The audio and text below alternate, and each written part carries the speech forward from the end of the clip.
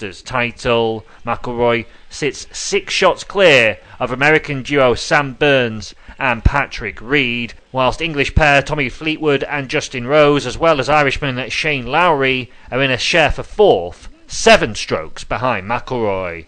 Elsewhere and in football, West Ham have moved out the Premier League relegation zone and plunged Tottenham into it following their 4-0 victory over Wolves at the London Stadium on Friday night. Konstantinos Mavropanos opened the scoring for West Ham late in the first half before a quick-fire Tati Castellanos double midway through the second put the Hammers in control. Mavropanos scored a late volley to put the icing on the cake for Nuno Espirito Santos' side, who are up to 17th, 2 points clear of Tottenham, who are not in action until Sunday. There is plenty of Premier League action to look forward to, though, on Saturday, with 4 games taking place, beginning with leaders Arsenal's home clash with Bournemouth.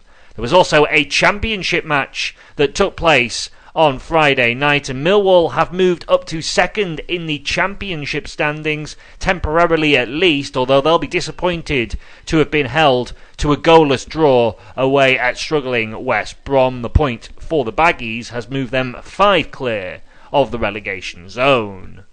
Elsewhere and in tennis, Great Britain have made it through to September's Billie Jean King Cup finals after an impressive 3-0 victory against Australia in Melbourne. Harriet Dart and Jodie Burridge teamed up for the first time to win the doubles rubber, which confirmed the overall victory after GB had earlier won the 2 singles matches. Great Britain had been the underdogs heading into the tie, as they had been missing a number of key players, including Emma Raducanu, Katie Bolter, Fran Jones and Sunny Cartal.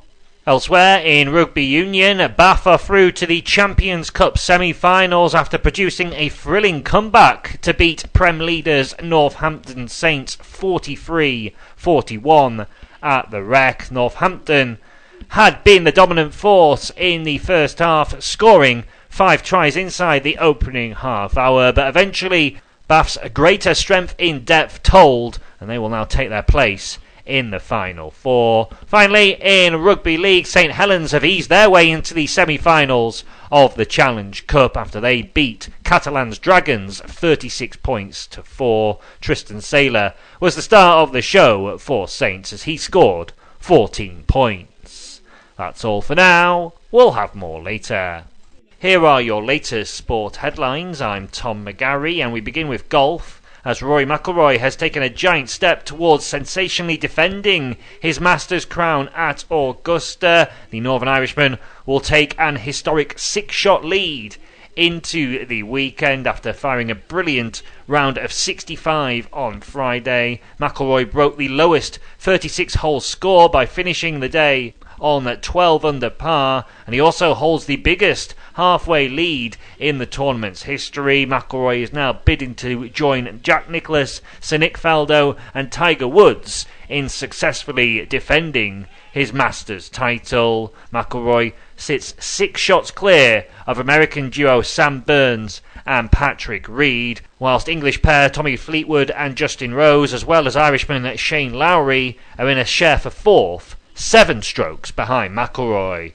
Elsewhere and in football, West Ham have moved out the Premier League relegation zone and plunged Tottenham into it following their 4-0 victory over Wolves at the London Stadium on Friday night. Konstantinos Mavropanos opened the scoring for West Ham late in the first half before a quick-fire Tati Castellanos double midway through the second put the Hammers in control. Mavropanos scored a late volley to put the icing on the cake for Nuno Espirito Santos' side, who are up to 17th, 2 points clear of Tottenham, who are not in action until Sunday. There is plenty of Premier League action to look forward to, though, on Saturday, with 4 games taking place, beginning with leaders Arsenal's home clash with Bournemouth. There was also a championship match that took place on Friday night, and Millwall have moved up to 2nd in the championship standings, temporarily at least, although they'll be disappointed to have been held to a goalless draw away at struggling West Brom. The point for the Baggies has moved them 5 clear of the relegation zone. Elsewhere, and in tennis, Great Britain have made it through to September's Billie Jean King Cup finals after an impressive 3-0 victory against Australia in Melbourne. Harriet Dart and Jodie Burridge teamed up for the first time to win the doubles rubber, which confirmed the overall victory after GB had earlier won the 2 singles matches. Great Britain had been the underdogs heading into the tie as they had been missing a number of key players, including Emma Raducanu, Katie Bolter, Fran Jones and Sunny Cartal. Elsewhere, in rugby union, Bath are through to the Champions Cup semi-finals after producing a thrilling comeback to beat Prem leaders Northampton Saints 43-41 at the Rec. Northampton had been the dominant force in the first half, scoring 5 tries inside the opening half hour, but eventually Bath's greater strength in depth told, and they will now take their place in the final 4. Finally, in Rugby League, St Helens have eased their way into the semi-finals of the Challenge Cup after they beat Catalan's Dragons 36 points to 4. Tristan Saylor was the star of the show for Saints as he scored 14 points. That's all for now. We'll have more later. Here are your latest sport headlines. I'm Tom McGarry, and we begin with golf, as Rory McIlroy has taken a giant step towards sensationally defending his Masters crown at Augusta. The Northern Irishman will take an historic 6-shot lead into the weekend after firing a brilliant round of 65 on Friday. McIlroy broke the lowest 36-hole score by finishing the day on 12 under par, and he also holds the biggest halfway lead in the tournament's history. McIlroy is now bidding to join Jack Nicklaus, Sir Nick Faldo and Tiger Woods in successfully defending his Masters title. McIlroy sits 6 shots clear of American duo Sam Burns and Patrick Reed, whilst English pair Tommy Fleetwood and Justin Rose, as well as Irishman Shane Lowry, are in a share for 4th, 7 strokes behind McIlroy.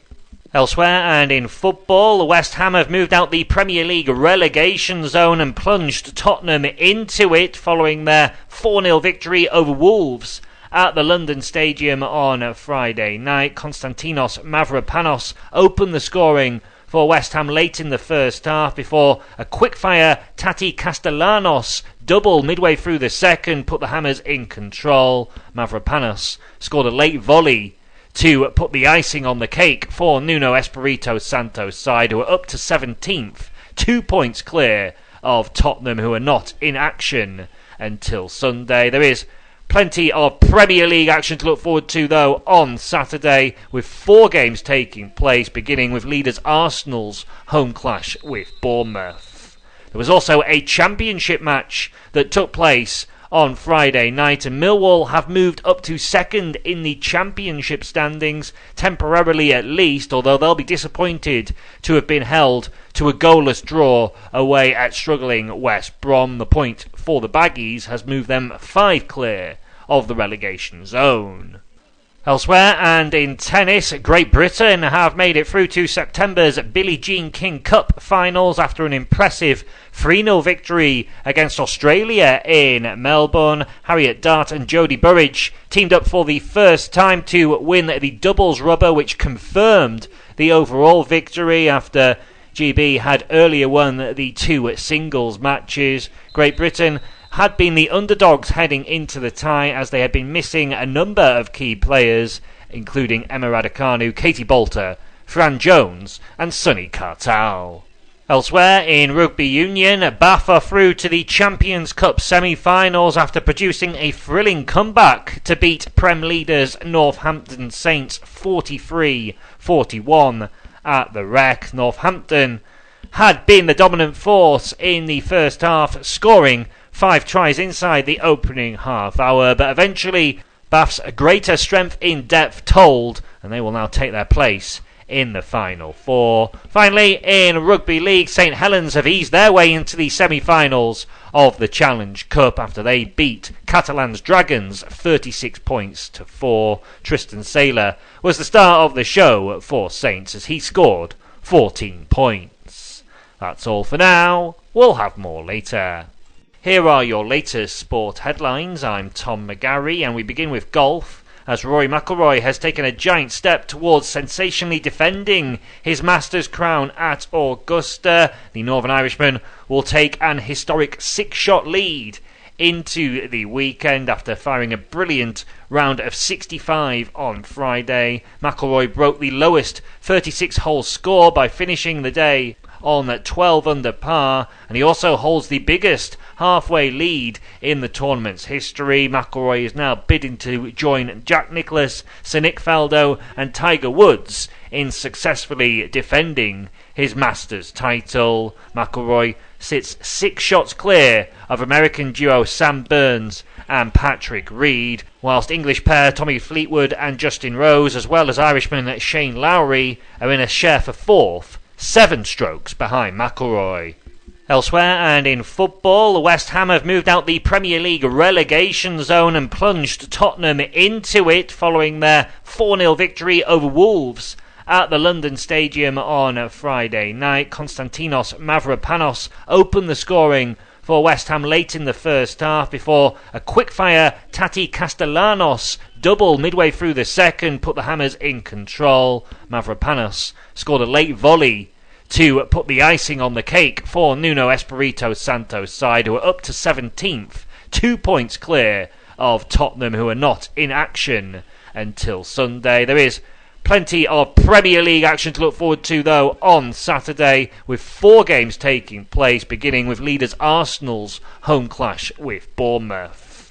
There was also a championship match that took place on Friday night, and Millwall have moved up to 2nd in the championship standings, temporarily at least, although they'll be disappointed to have been held to a goalless draw away at struggling West Brom. The point for the Baggies has moved them 5 clear of the relegation zone.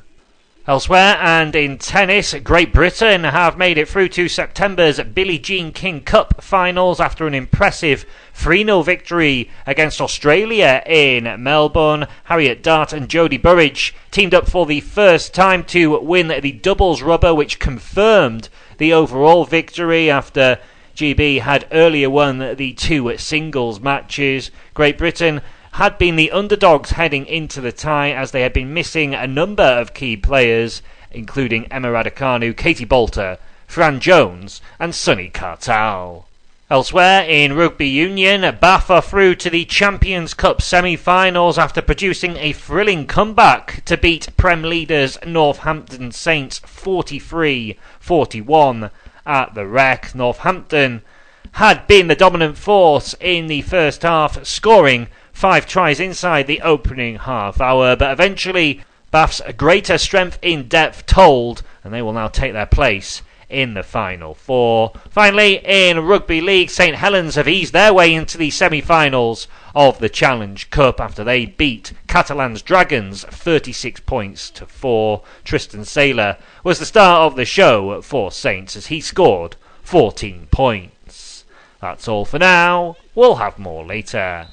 Here are your latest sport headlines. I'm Tom McGarry, and we begin with golf, as Rory McIlroy has taken a giant step towards sensationally defending his Masters crown at Augusta. The Northern Irishman will take an historic 6-shot lead into the weekend after firing a brilliant round of 65 on Friday. McIlroy broke the lowest 36-hole score by finishing the day on 12 under par, and he also holds the biggest halfway lead in the tournament's history. McIlroy is now bidding to join Jack Nicklaus, Sir Nick Faldo and Tiger Woods in successfully defending his Masters title. McIlroy sits 6 shots clear of American duo Sam Burns and Patrick Reed, whilst English pair Tommy Fleetwood and Justin Rose, as well as Irishman Shane Lowry, are in a share for 4th, 7 strokes behind McIlroy.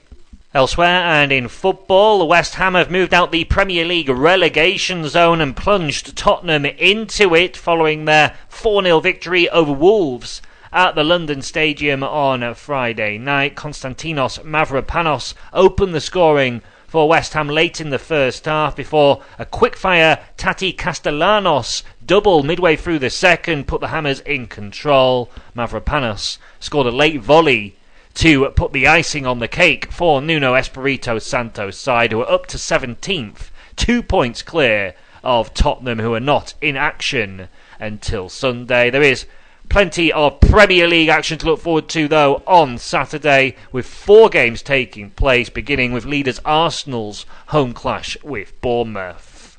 There was also a championship match that took place on Friday night, and Millwall have moved up to second in the championship standings, temporarily at least, although they'll be disappointed to have been held to a goalless draw away at struggling West Brom. The point for the Baggies has moved them 5 clear of the relegation zone.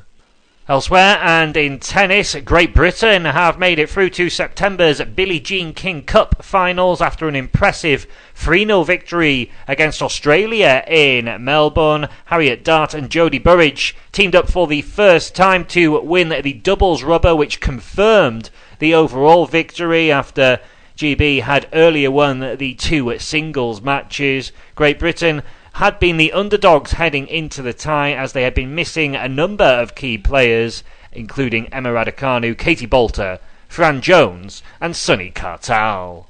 Elsewhere, in rugby union, Bath are through to the Champions Cup semi-finals after producing a thrilling comeback to beat Prem leaders Northampton Saints 43-41 at the Rec. Northampton had been the dominant force in the first half, scoring 5 tries inside the opening half hour, but eventually Bath's greater strength in depth told, and they will now take their place in the Final Four. Finally, in Rugby League, St Helens have eased their way into the semi-finals of the Challenge Cup after they beat Catalan's Dragons 36 points to 4. Tristan Saylor was the star of the show for Saints as he scored 14 points. That's all for now. We'll have more later.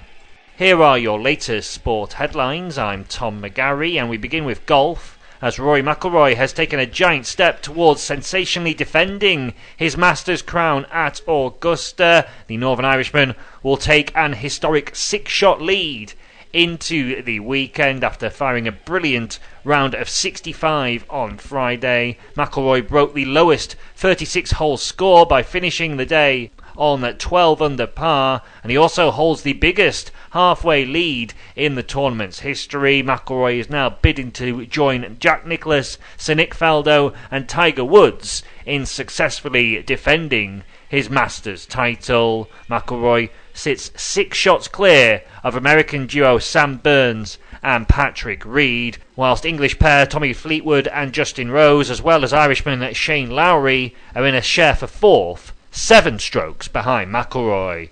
Elsewhere, and in football, West Ham have moved out the Premier League relegation zone and plunged Tottenham into it following their 4-0 victory over Wolves at the London Stadium on Friday night. Konstantinos Mavropanos opened the scoring for West Ham late in the first half before a quick-fire Tati Castellanos double midway through the second put the Hammers in control. Mavropanos scored a late volley to put the icing on the cake for Nuno Espirito Santo's side, who are up to 17th, 2 points clear of Tottenham, who are not in action until Sunday. There is plenty of Premier League action to look forward to, though, on Saturday, with 4 games taking place, beginning with leaders Arsenal's home clash with Bournemouth. There was also a championship match that took place on Friday night, and Millwall have moved up to second in the championship standings, temporarily at least, although they'll be disappointed to have been held to a goalless draw away at struggling West Brom. The point for the Baggies has moved them 5 clear of the relegation zone. Elsewhere, and in tennis, Great Britain have made it through to September's Billie Jean King Cup finals after an impressive 3-0 victory against Australia in Melbourne. Harriet Dart and Jodie Burridge teamed up for the first time to win the doubles rubber, which confirmed the overall victory after GB had earlier won the 2 singles matches. Great Britain had been the underdogs heading into the tie, as they had been missing a number of key players, including Emma Raducanu, Katie Bolter, Fran Jones and Sunny Cartal. Elsewhere in Rugby Union, Bath are through to the Champions Cup semi-finals after producing a thrilling comeback to beat Prem leaders Northampton Saints 43-41 at the Rec. Northampton had been the dominant force in the first half, scoring 5 tries inside the opening half hour, but eventually Bath's greater strength in depth told, and they will now take their place in the Final Four. Finally, in Rugby League, St Helens have eased their way into the semi-finals of the Challenge Cup after they beat Catalan's Dragons 36 points to 4. Tristan Saylor was the star of the show for Saints as he scored 14 points. That's all for now. We'll have more later. Here are your latest sport headlines. I'm Tom McGarry and we begin with golf, as Rory McIlroy has taken a giant step towards sensationally defending his Masters crown at Augusta. The Northern Irishman will take an historic 6-shot lead into the weekend after firing a brilliant round of 65 on Friday. McIlroy broke the lowest 36-hole score by finishing the day on 12 under par, and he also holds the biggest halfway lead in the tournament's history. McIlroy is now bidding to join Jack Nicklaus, Sir Nick Faldo and Tiger Woods in successfully defending his Masters title. McIlroy sits 6 shots clear of American duo Sam Burns and Patrick Reed, whilst English pair Tommy Fleetwood and Justin Rose, as well as Irishman Shane Lowry, are in a share for 4th, 7 strokes behind McIlroy.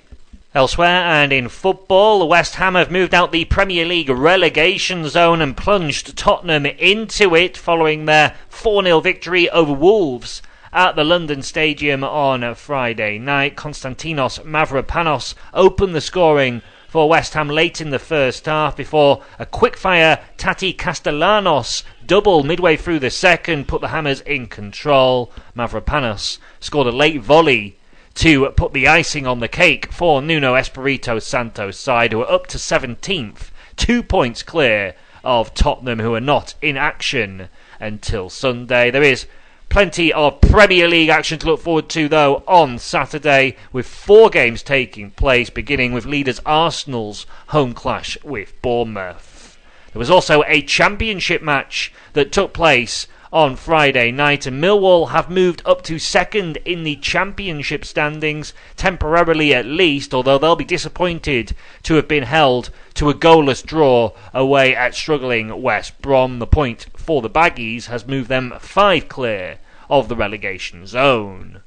Elsewhere and in tennis, Great Britain have made it through to September's Billie Jean King Cup finals after an impressive 3-0 victory against Australia in Melbourne. Harriet Dart and Jodie Burridge teamed up for the first time to win the doubles rubber, which confirmed the overall victory after GB had earlier won the 2 singles matches. Great Britain had been the underdogs heading into the tie, as they had been missing a number of key players, including Emma Raducanu, Katie Bolter, Fran Jones and Sunny Cartal.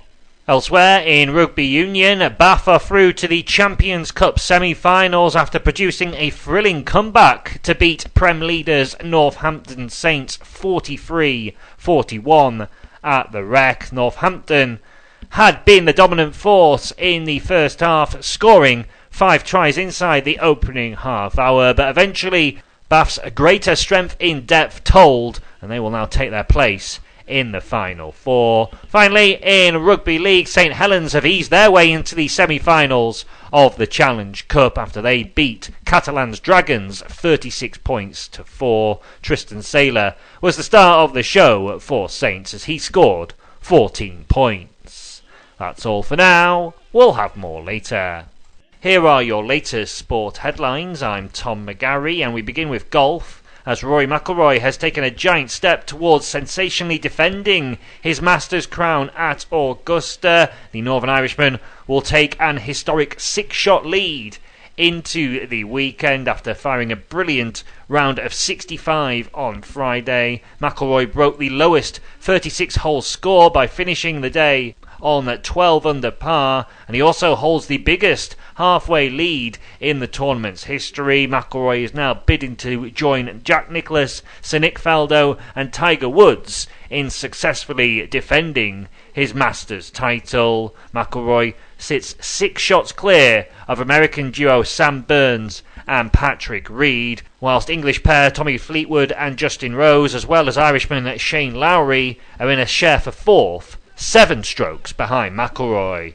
Elsewhere and in football, West Ham have moved out the Premier League relegation zone and plunged Tottenham into it following their 4-0 victory over Wolves at the London Stadium on Friday night. Konstantinos Mavropanos opened the scoring for West Ham late in the first half before a quick-fire Tati Castellanos double midway through the second put the Hammers in control. Mavropanos scored a late volley to put the icing on the cake for Nuno Espirito Santo's side, who are up to 17th, 2 points clear of Tottenham, who are not in action until Sunday. There is plenty of Premier League action to look forward to, though, on Saturday, with 4 games taking place, beginning with leaders Arsenal's cast for Rodrigo Muniz, who leads the line for Fulham this afternoon. Long ball forward early from Liverpool, looking for the run there of Robertson, who found himself in a more central area. He has left space, so he will be trying to quickly pick out Wilson on their right hand side, the left hand side vacated by Robertson. Good block in the middle though from Szoboszlai, an important one. Jones finds himself on the left hand side, cutting inside, leaves it for Robertson, might dink a ball into the box, he does, it's blocked away. It's a good block from Sanderberg, and Castagna, one who's going to let it try and maybe roll away, but boots it out for a throw in there. But that just shows there Robertson drifting into a central area, and if not for a vital block, Iwobi would have played that ball to the right side for Wilson. Yeah, I mean, that, you know, okay, Liverpool will want to get on the front foot, want to drive forward, but they're up against Wilson, who wants to play in that gap and will play in that gap. So it's a risky business that. Again, Frimpong on the other side, he's going to want to bomb on, you know. Are we really trusting that Szoboszlai and Curtis Jones are going to hang back? I think not. And there'll come a time when there's 3 against 2 then, where Fulham have got they sprung their attacking players forward. So I think Liverpool got to get on the front foot here. Otherwise, they could be in for a bit of a torrid evening, I think. No, I'd agree with that. They're starting very fast down the right hand side. Ball into the box from Frimpong, deflected off of Bassi. So the first corner of the evening, and it will go the way of the Reds in this first half. Liverpool going from right to left in the usual all red, where Fulham left to right in the usual all white. So it will be from the far side. Referee this afternoon is Anthony Taylor. We'll have to see who swings the ball into the box. Will it be an in-swinger? Mohamed Salah takes a good amount of set pieces for Liverpool. Will be the Egyptian into a good area. It goes, heads go up. It will be a foul in the box, and as per usual, a bit of wrestling going on in the 6-yard box. Looks like Kanate, the man, catching the eye of Anthony Taylor there. So it was a decent ball in. Watching it back, he's got hands all over Sanderberg. Sanderberg's got arms all over him. Referee's given a foul there.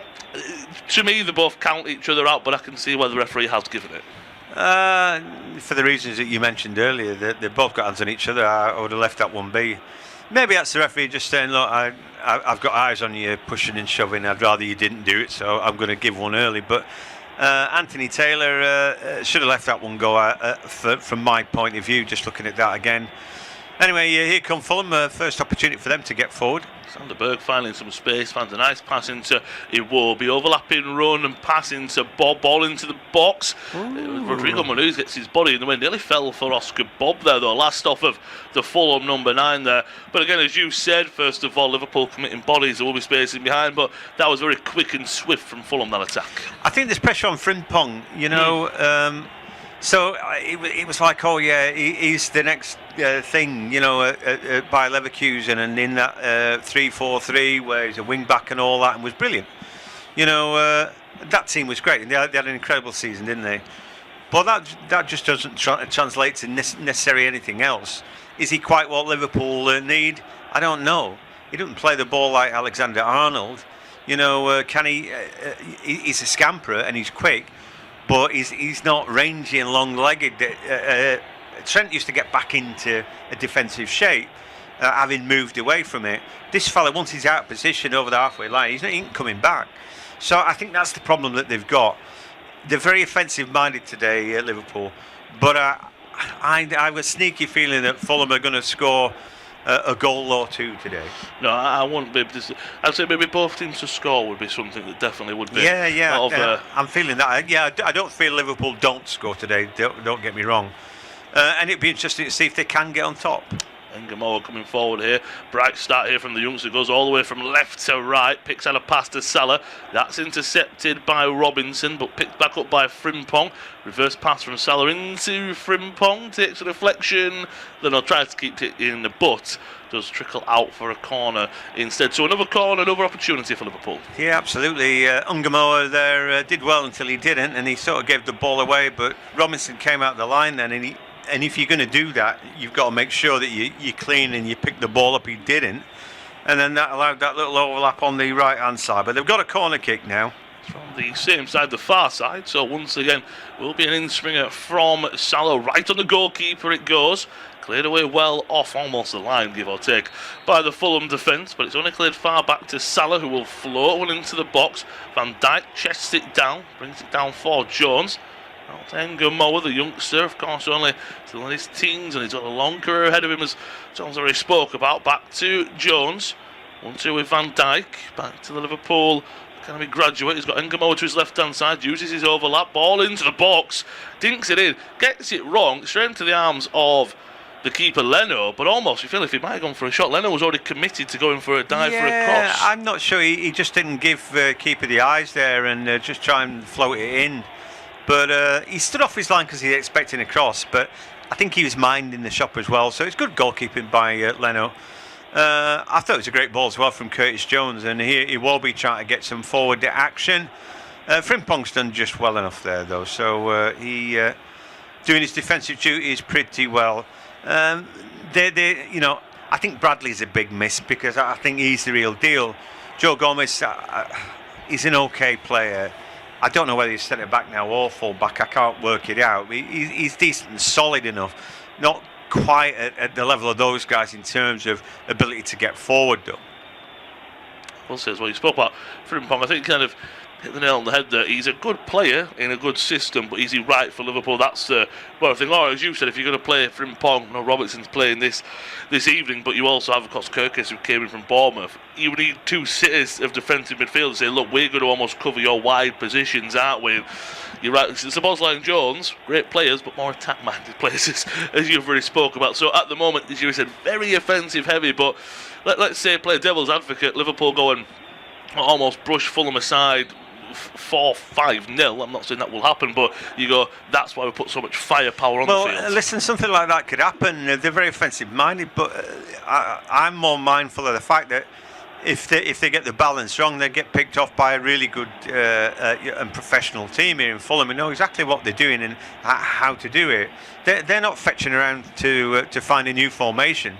They've got theirs. They know how to do it. Oh, they're Muniz. He's just using too much of his body, perhaps, on Kanate, and then the flag had gone. It was just offside.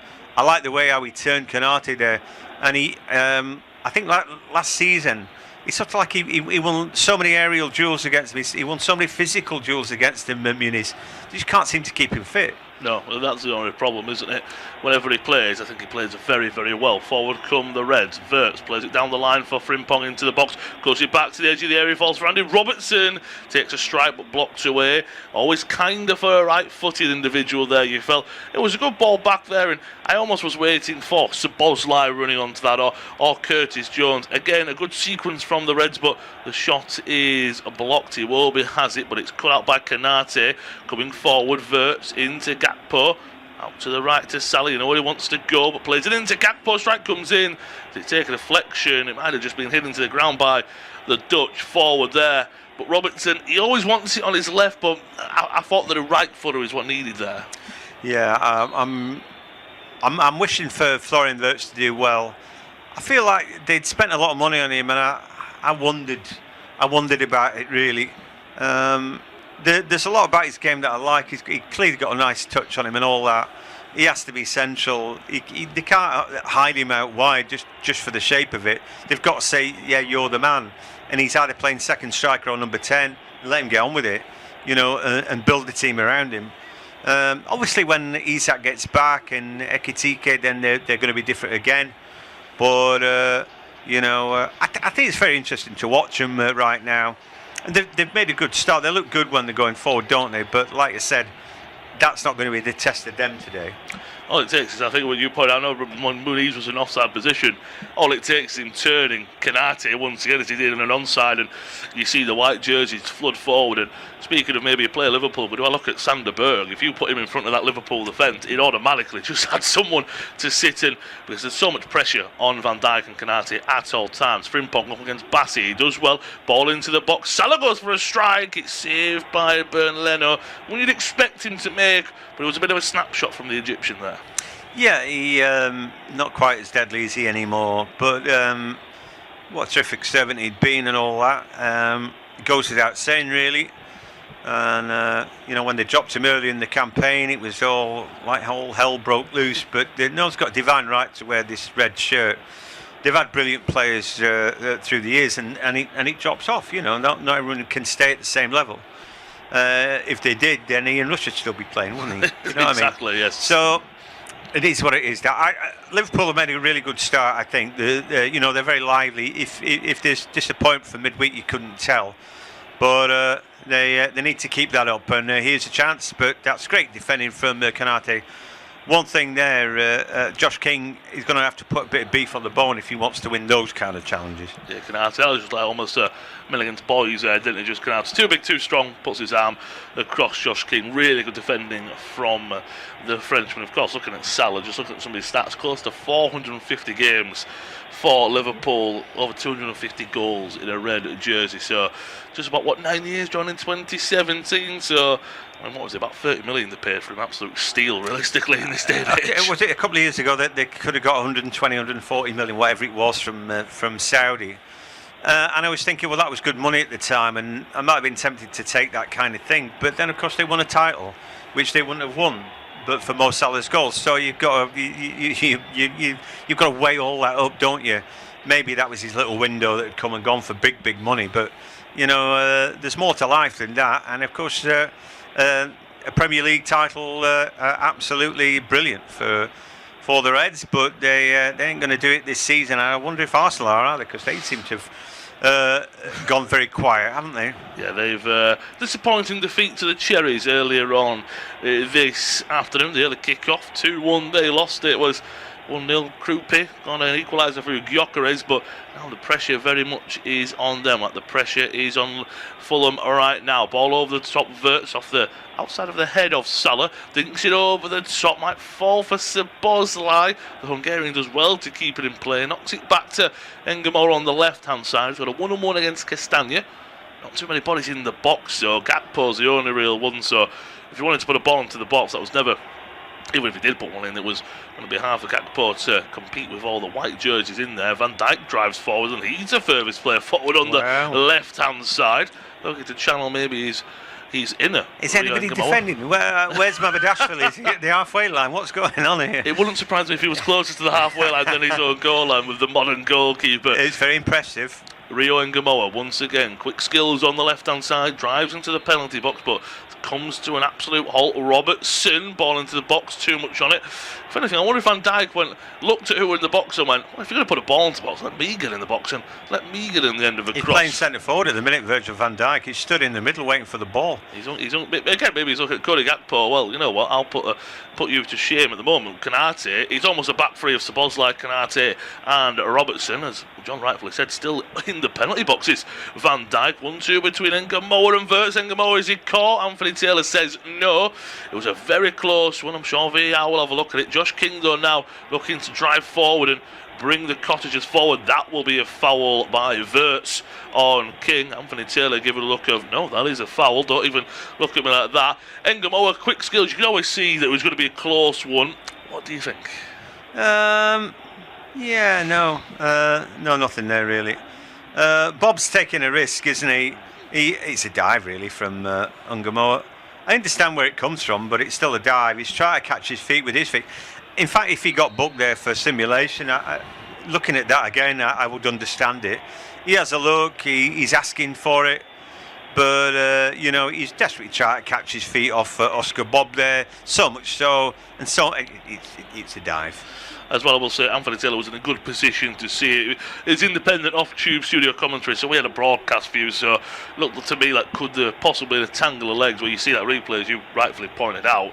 You could see that it was almost a dive, and again as well, not many. I don't think anyone in a red jersey. Of course, the fans might have been asking in the stadium. No one in a red jersey was asking for that. Good hold-up play there by Muniz. It would have been a foul, but the referee lets play continue. And here come Fulham on a swift counter-attack. Iwobi ball into the box, looking for Wilson, stabbed away, and that's how quick Fulham can hit you on a counter. Yeah, exactly that. So they're getting beaten up, aren't they? But then when the ball breaks, they're at pace.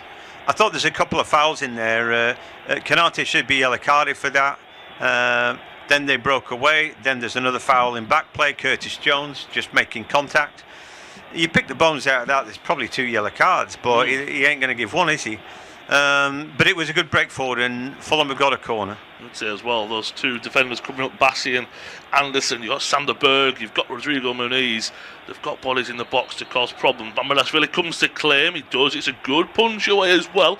As far as Harry Wilson on the right-hand side, and he's forced to go back after a good press from Liverpool. Just over 18 minutes played at Anfield. That's a false go all the way back to Leno. It's currently goalless between Liverpool and Fulham. Very open game as well. The Reds have had more possession, but Fulham look ever so dangerous when they're on the ball. And as you rightfully said earlier, John, they're very settled. It's a very settled team formation, tactics. They know what they're about. They know how they like to play. They can sit back and defend. They can press high. They like to get on the ball. They knock it around well. And they're driving forward now with Robinson. Ball to the edge of the area looking for King. It's a clearance by Sir Bosla. Just an interception, I should say. Back to Mamadashvili. It's on a back pass, but he gets a good touch there. But that was so important from the Hungarian, because that would have fallen nicely for King on the edge of the area.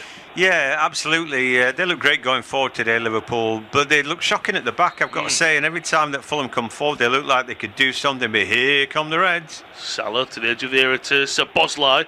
It's a strike that's blocked away, and at the moment, with our back and forth, it's more resembling a basketball game than a game of football at Anfield. But as Iwobi looks to come forward, it's won well by Curtis Jones in the middle. Out to Robertson. Of course, he'll be leaving Liverpool at the end of the season. So Salah and Robertson, a bit of an end of the era with the likes of Alexander Arnold leaving as well. Of course, Klopp left a good couple of years ago now, and he's slotting his second season. Ngamoa into Robertson, edge of the area, who opens up for Gakpo. Strike goes just wide, just gets over it, drags it wide a little bit, but I can understand why he's gone for that shot, just trying to test the keeper, obviously. Yeah, and we know that he can drill that ball in with his right boot. And he sort of dragged that a little bit, didn't he? But it's such a good start to the game. Really high tempo, really good to watch. Sun shining at Anfield.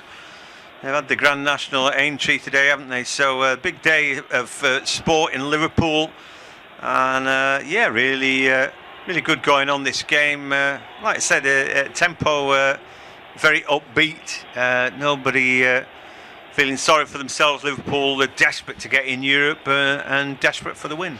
100%.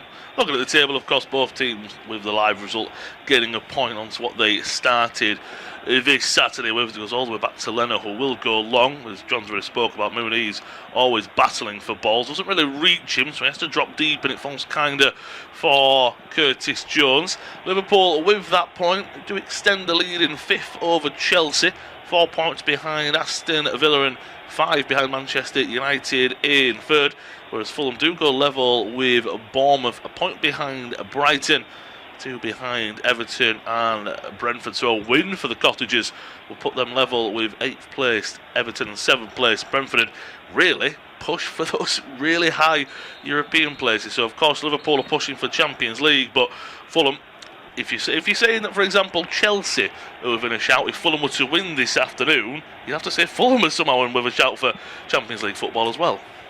Exactly that, and you can whisper it or shout it, but at the moment you look at the table and they're not a million miles away.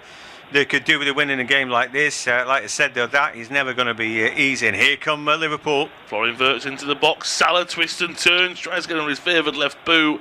Well defended there by Fulham to clear the lines. Muniz, who wants a foul about halfway into his own half from Canate. A little bit soft, and the referee says, just get up there, never going to give that one. And Liverpool have the ball. And again, Fulham look really dangerous on the counter, but it looks like Liverpool now are just starting to really get on the ball, starting to control this game a bit more. He reminds me of a Jurgen Klopp when he first got to Liverpool. He's like a proper juggernaut, isn't it? This, where it's all about getting on the front foot and dominating and getting Fulham going backwards. I would have said that Fulham's weakest suit is their defending. I mean en masse. I don't mean their defence, because I think that Calvin Bassey is superb. Joachim Andersen's having a bit of a tricky time. He come back from injury, and I don't think he's come back particularly strongly. Diop did well while he wasn't there. And I think Robinson and Castagna are both okay. But here come Liverpool again. Ngamoa on the left-hand side drives to the penalty area, tries to take it back. Castagna, really good player from Ngamoa, exciting player as per usual, but well defended from Castagna. And when trying to get away, it's Ngamoa who brings it down. The Fulham fullback there. Just a bit of an experience maybe from Ngamoa? Yeah, he's definitely a kid, isn't he? Very raw. I love the fact he takes him on. You know, he's not frightened, is he? And I love that little drag there. Castagna read it beautifully. But after that, then he pulls his man out, back Castagna, who got free from him. He'd already done that little dive. I'm wondering at which point he gets the yellow card. Anthony Taylor's just let him be there. But I think he's lucky that he hasn't got a yellow card in this game so far. Yeah, I wonder if that was a player of maybe, again, more experience, of the referee saying, look, you're only 17 still, as you said earlier, maybe giving the benefit of the doubt. There's always that possibility. Liverpool on the ball now, just about halfway into this first half, just hitting close to the 24th minute mark. It's independent off-tube studio commentary. Liverpool hosting Fulham at Anfield. It's currently goalless. Liverpool coming forward with Van Dijk to take us through to half-time. Pass you over to John. Yeah, thanks, Lewis. I've quite enjoyed the game so far. We haven't had a goal yet, but Liverpool have been pretty good and definitely on top. Ngamoa has seen plenty of the ball. Here he is on the left-hand side. Lays it back to Florian Wirtz. Up to him to go find his teammates. A curious pass this Szoboszlai, and he's got to go back to Canate. So they're really at it today, Liverpool. But are they overdoing it? So far, the stats would suggest not. They're dominating every metric apart from the one that counts. It's still 0-0. But they're on top are the Reds, and you want to play the opposition half, really. They're doing that, and they just need a little bit of luck. Bernd Leno's not had an awful lot to do just yet. As Salah's putting the pressure there by Robinson. He goes back to Canate. At one point, Van Dijk was playing centre forward, and he's always there for about 5 minutes. He didn't even bother going back, did he? I was thinking, I'm not sure about that. But here, Salah, and then Frimpong looking to overlap him. The ball just stripped away from him, and now Bob can run away from Salah. Cuts back on his inside. Lovely little step on his inside there. Jones is fighting like a demon to stop him in his tracks. He did really well there. That's what Curtis Jones has got to do.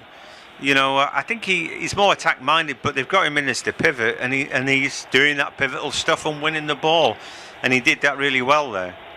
He is, and he's almost doing the more dirty. Him and Szoboszlai really doing the dirty work out of all of the team. It's almost maybe even Ali slots into, look, I know both of you could play where Wirtz is playing. You could play in that 10, you could play further upfield, but I know that you've got the ability to do the dirty work for me, get back and forth up the field, win the ball, and as you say, just fighting, and that's what both of them are doing, and I think they're doing it quite well. But again, because they're so attack-minded, you just feel there'll be one time where they just maybe unconsciously just go a little bit further forward than usual, and that's where maybe Fulham could get gaps appearing. Yeah, I don't know whether Curtis Jones is happy playing in that position, but he's got to think about it, think long and hard. He could cement his place in that pivot if he plays really well in it, and then in doing that maybe do the same thing for England. You know, and all of a sudden everything changes for him. Otherwise he's going to be in and out number 10 in the Liverpool team who can get the world's best players. So I don't know if he's best. So I think he's got a bit grumpy about having to play box to box. But anyway, here now Ngamoa trying to straighten up. Couple of touches, he keeps on going, and then eventually does find a pass to Frimpong. Anfield faithful, they're supporting him. Frimpong goes too close to Robinson and ball taken away. It will be a good ball. And then Szoboszlai's done well to win it, but Iwobi wins it back. And Bassey's got to go back to his keeper. And then Anderson on the ball. Gakpo doesn't give up, but Castagna, everybody being marked there, and eventually Castagna just shoved off the ball basically. He managed to get it back, and then Muniz beaten by Van Dijk. They're so up for this Liverpool today, it's untrue. There's Robertson again, he's underlapping, looking for a ball into the box. Bassey was thinking about heading it and then left it. I don't know whether the ball baffled him or he made a mistake or what, but he got lucky there.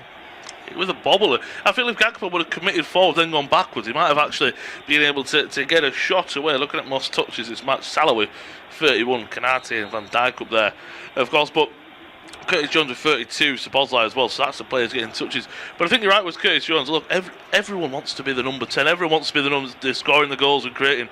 But again, if you could say that, right, but you're one of the first names on the team sheet for Liverpool, I think that's more important, because again, Liverpool might look at him and go, as you said, we've brought Wirtz, we might go buy another player who's a little bit better than you in that 10 position, and we might move you on, or you could be a starting player for us in a different position. Or go and move to Brighton and do it there. Yeah. But do you know, with all due respect, I think a move from Liverpool is pretty much a move down in a lot of respects. You know, or then, you know, if you do your Trent Alexander-Arnold, you're not guaranteed a place somewhere else. So it's that, isn't it? You know, it's up to him to weigh that up and maybe dig in, but he's playing well today. However, here's an opportunity. Wilson cuts in, into the box he goes, and then he puts the cross too deep. It goes across and Bob gets a foot on it, so he's able to keep it in just about. Robson puts him under a lot of pressure, and Bob dabs the ball. It's inside to Castagna in the box. His cutback is fierce. Too fierce, then he will be. It's all he can do to bring that ball under control. He can't get it shot away, but they got right round the back there. It was a lovely ball to Castagna. I mean, what they do so well with the fullbacks thing is they make the runs at the right time, don't they, to Robinson and Castagna. They want to attack, but they know when to attack, and they're coming forward with that fullback Robinson. Yeah, ball back on his inside to Iwobi, and he gets a shot away. He drills it straight down the middle, though, and that's a save by Mamadashvili, who, again, there's some terrific goalkeepers in the Premier League. I think it might be the strongest in that position it's ever been. But Mamadashvili certainly is in the top 10. But that was straight at him. We're looking at the ball from Castagna. I think they got excited there because it's the first time they got round the back today, and his ball, it was more like a shot, wasn't it? Yeah, he absolutely cannoned it at Iwobi, as you said, and I think Iwobi did to even get a touch on it because he just lifts his boot up and it fires off his shin almost. I think as well, if he keeps that maybe on the ground, that's a much better option, and I think you're right, not got a bit excited, a bit giddy that they're in behind, but they're coming forward again. Yeah, Josh King now, and he's not on the same wavelength as his teammates. It wasn't a good ball. He's trying to roll it straight there. That's the most difficult ball when you haven't got an angle. And Robertson immediately gets on his bike. Fulham just showing us there what they can do, and Liverpool showing us their soft underbelly there, because they really didn't defend any of that last couple of minutes of action well, I don't think. No, they didn't, and I think it's almost Fulham understanding, look, we're going to Anfield, we've just hit half an hour in, there's going to be that storm of Liverpool straightaways in the first 20-25 minutes. They're at Anfield, they're very attack heavy with this team. They want to respond after the loss to PSG midweek, and they've got the second leg here. They want to build some momentum. Let's just make sure we don't concede, and then let's start playing some football. And they're really putting Liverpool under some pressure at the moment. Yeah, it's right, they've got to hang on in there, and they know what they can do on the counter-attack. There's no pressure on Marco Silva. The pressure is, does he want to stay? He'd be offered this, that, the other. We know he's a good manager now. It's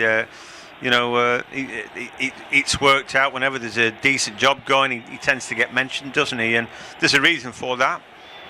He knows what he's doing. Sometimes Fulham look like a team who maybe are not spending enough money. Jimenez has been there forever. Probably needs changing out, doesn't he? And in Muniz, they kept him. But they don't always start him, can't keep him fit. There's Ungamo again. Good ball into box. Salah at the far post into Gakpo off his chest, but he can't. In fact, it's Jones, and he just can't turn it into his own path. It pings off his chest. Yeah, it's a good ball from Ungamo, I think, and it's a good idea from Salah. I just think it's well defended from Fulham as well. Jones again in that higher position. Well, here come Fulham. Yeah, King getting round the back, another opportunity, cuts the ball back on his inside. Muniz in the box and a shot comes in and it's parried away by Mamardashvili. Oscar Bob there thought he may have scored. He didn't quite get enough on it. He wasn't far enough away, and Mamardashvili used all, well, he didn't need to use all 6'6" inch of him, but he used enough to beat that ball away. But again, big warning signs there. Yeah, we were watching the replay and it cut straight back to Josh King driving through, didn't it? Again, you spoke about from minute one that there will be times where Liverpool are challenged, and they are showing that. Again, it's one of the mistakes that Florian Wirtz, we applaud him. I'm not saying he's going to be the furthest man back, but you maybe need to see him helping out a bit defensively. And the same with Salah. I know you don't get that, but maybe it's that attacking that you go, right, I'm going to put some emphasis on you guys helping out defensively. They're coming forward again at Fulham. Yeah, they are. Here is the Wilson into the box. He goes for a strike, and it's just gone over the top. They're all backing away there, and it's like, really? Do you want me to shoot? I will. He could have played in Castagna. He was on the overlap. They all opened up there, and again, Liverpool very hesitant. They really were, and I'm really surprised you all. Again, just give him space, and as you said, dropped off, because we all know Harry Wilson, especially with the season he's having, has that in his locker. Don't let him step onto his left foot and have a strike. You know, that's football A1. As well, we see Gakpo trying to bustle through challenge there, but Salah got caught offside. Man with the flags suggested that. Yeah, Harry Wilson, cracking good season. Cemented his place. We just know he's a good player, and again he wasn't far away. So Liverpool have been dominating, and they couldn't keep it up, could they? And all of a sudden, it's Fulham just creating one or two bits and pieces. Fulham had defended, en masse as a team. When Liverpool have been put under pressure, one or two have not bothered getting back. They've again, it's about who's doing what to who. So it's like a new formation, and different players in different slots that don't really suit them, as we've been discussing. And it's when it's in broken play, when it all breaks down, it's how do they react. And sometimes it's just players are not in the right place. No, 100%. And I think sometimes as well, that's maybe Alex not just trying to say to the players, look, I'm putting a bit of responsibility on you, that you want to play, okay, you can play, but we also need you to think again, can we get back? Can we get players back? Again, was you seeing Jones Bosley playing realistically a bit further back than light, and can always give it away. Here come Fulham again. Yeah, it wasn't a good ball to him. Sanderberg's read it like a book, and then Iwobi's little ball in then to Oscar Bob, just at the edge of the area. Can he get a shot away here? He's wriggling and turning. Allow Robinson in. It's a poor ball from him. You know, Anthony Robinson, he'd come back from injury this season, but I don't think he's played well. He's desperate to get himself back on track to make that USA team for the World Cup. And undoubtedly he's going to be in that squad. The USA, as a nation, their form's really fallen off shockingly ahead of the World Cup on home soil. And he's one of their better players, but I couldn't tell you that he's playing right well at the minute. No, he isn't. And I think, was it last season or the year before, he was in exceptional form, wasn't he? Muniz does well to win the ball there off Van Dijk again. He's giving Van Dijk and Kanate the real run around. I know Van Dijk's won a few, Kanate, but that's been a real good battle, and you almost think he's going to win one where Fulham will create a chance for it. Poor clearance and picked up by Iwobi.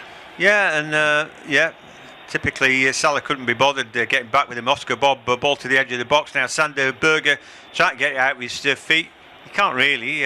He keeps holding it quite well, and it's all got very narrow. And then a shot from range, ridiculous shot. I mean, he bounced in front of Mamardashvili. The only way it could have worked out if he'd just pushed it back into open play. There's a ludicrous challenge from Sander Berger, going right over the top of his man, but now the counter attack is on. Here's a dangerous Florian Wirtz out of his feet to Rio Ungamo, left hand side, all right foot onto his right. Going to drag it onto the left. No, he's gone for the strike. What a strike! What a strike! He's 17, going on 70. Experience there. Drops the shoulder, twists and turns, and then right foot curling right into the top corner. What a goal from the youngster that was. As you said, he's all right foot, but what he did incredibly well was he sold Castagna that he was going to go down the byline, and a few times in this game he has gone down the byline, hasn't he?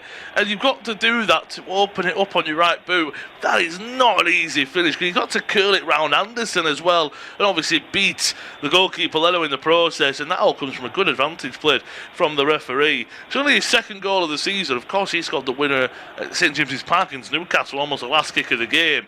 Now, 2 goals, one was a bit more important than the other, but look, that's put Liverpool ahead, and the quality from that is absolutely world class. As you say, 17, you wouldn't think it from how he is. You've already given plaudits, of course, of how direct he is. It's lovely to see, but it's just that drop of the shoulder there gives him room to open his body up, curl it, and Leno is stretching. It's in the side net, and it's almost close to the inside of the post, isn't it?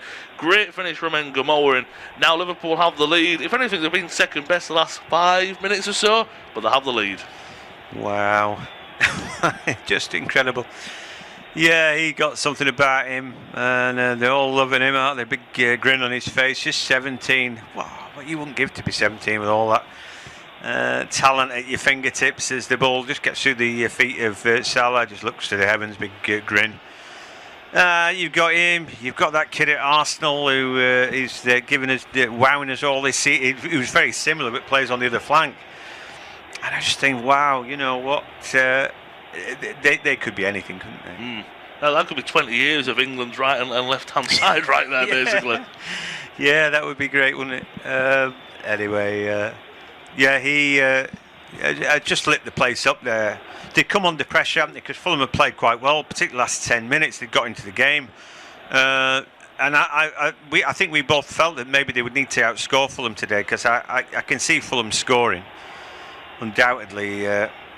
But Liverpool have got their noses in front, and Ngomoa there.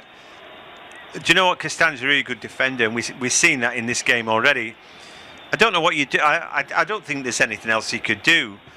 Like you said, he'd shown him down the line at times onto that left foot to get a cross in, and then you're thinking, well, if you can make that work with that right foot from there, then have a go. Oh, he did. You know, but it's not that he could stop it anyway. When he drops that shoulder to go left, you're going with him. You're going with him. There's no two ways about that. I don't think anybody would have defended that. Is what I'm trying to say anyway. Szoboszlai on the ball now, and he's looking for Wirtz, but he will be stopped in his tracks. But then the ball won again by Szoboszlai. He wanted it more, and now a shot comes in, but this time Florian Wirtz is leaning back slightly, and that goes into the stand. Yeah, it's a little bit further back than Ngomoa's strap, but maybe that was a bit of inspiration. Right, kid, I'm still a youngster, of course, I can do that. But it was won well by Szoboszlai, and I think Fulham just have to be a bit careful now. I know that was not testing the keeper at all, but they have to be careful that we're just at the backstage of this first half, just over 5 minutes to go, and we'll have stoppage time, that they don't concede a second and go into half-time 2-0 down, because they've been very good. And I think, as you said, I think Fulham will definitely score this evening, but if you're 2-0 down and scoring, much harder than if they can get an equaliser later on in this first half or in the second half, of course. Yeah, you've got. Then if you're a Liverpool fan watching this, you dare to dream, don't you? Oh, Ngomoa's going to be it. But, Florian Wirtz is going to have to be it, and he's playing pretty well. Finds him again. Here's another opportunity. Can he get his shot away? He's wriggling again. Stabs the ball out of his feet now, finds Gakpo. Now a chance for Salah. Oh, it's too good. And it's 2-0. A left foot strike from Mo Salah. They cannot stop Ngomoa. He's frightening the life out of these guys. And then when you can get the ball away to Salah, well, he's still pretty good. Yeah, he's still got a good left foot on him, hasn't he? The 33-year-old. And I can imagine Anfield's absolutely buzzing right now. 2 goals in practically, 2 minutes, give or take. 16 years between the two, but you wouldn't think from the finishes, would you? Great from Ngomoa, you're spot on. That right hand, I mean, it's a great overlapping run as well from Robertson. That takes Castagna away from him. Then I thought he ran into a bit of a cul-de-sac, and he did really well to pick up Gakpo. Gakpo puts it on a plate for Salah. Not in terms of putting it in the back of the net, but in terms of getting a shot away. So lovely curling effort. I know 2 different kind of goals, but in the same, the strike, it's a curling effort on the inverted winger's a favoured boot. The 33-year-old showing the 17-year-old. Well, I've still got something about myself too. Yeah, it's a really good strike, that, hitting it round the corner. Ungamo, when he gets the ball from Florian Wirtz, it's like it's a really difficult thing to do, to stand still on the ball, because you know that you get a second in the Premier League, but everyone's frightened to death of him because you're going to drop a shoulder, he's going to embarrass you. So what happens? He drags 3. He drops a shoulder a second time, and then he's got 5 around him, right? And he's in control and on the ball. Sometimes when you've got the ball as a footballer, the most difficult couple of yards are to take the ball into the box, and he can do that, and then it's carnage. You're playing so close to goal there, and he gets the ball away, and then when the shot comes in, it's a really good shot, first time left-footed, curling around the corner, but he's not far away. He's not far away from goal, and then you've got a loaded box, and the keeper maybe blindsided. Here's Florian Wirtz again. If I was him, I'd just keep passing to Ungamo, but now Salah breaks free. Toe ended there to Ungamo. Did he keep on side? He did, and now he's got a chance to run into the box again. Gets the ball out with his feet. Another shot comes in, and that's Robertson. Just try to take it first time, catch the keeper out. Leno made a decent save then.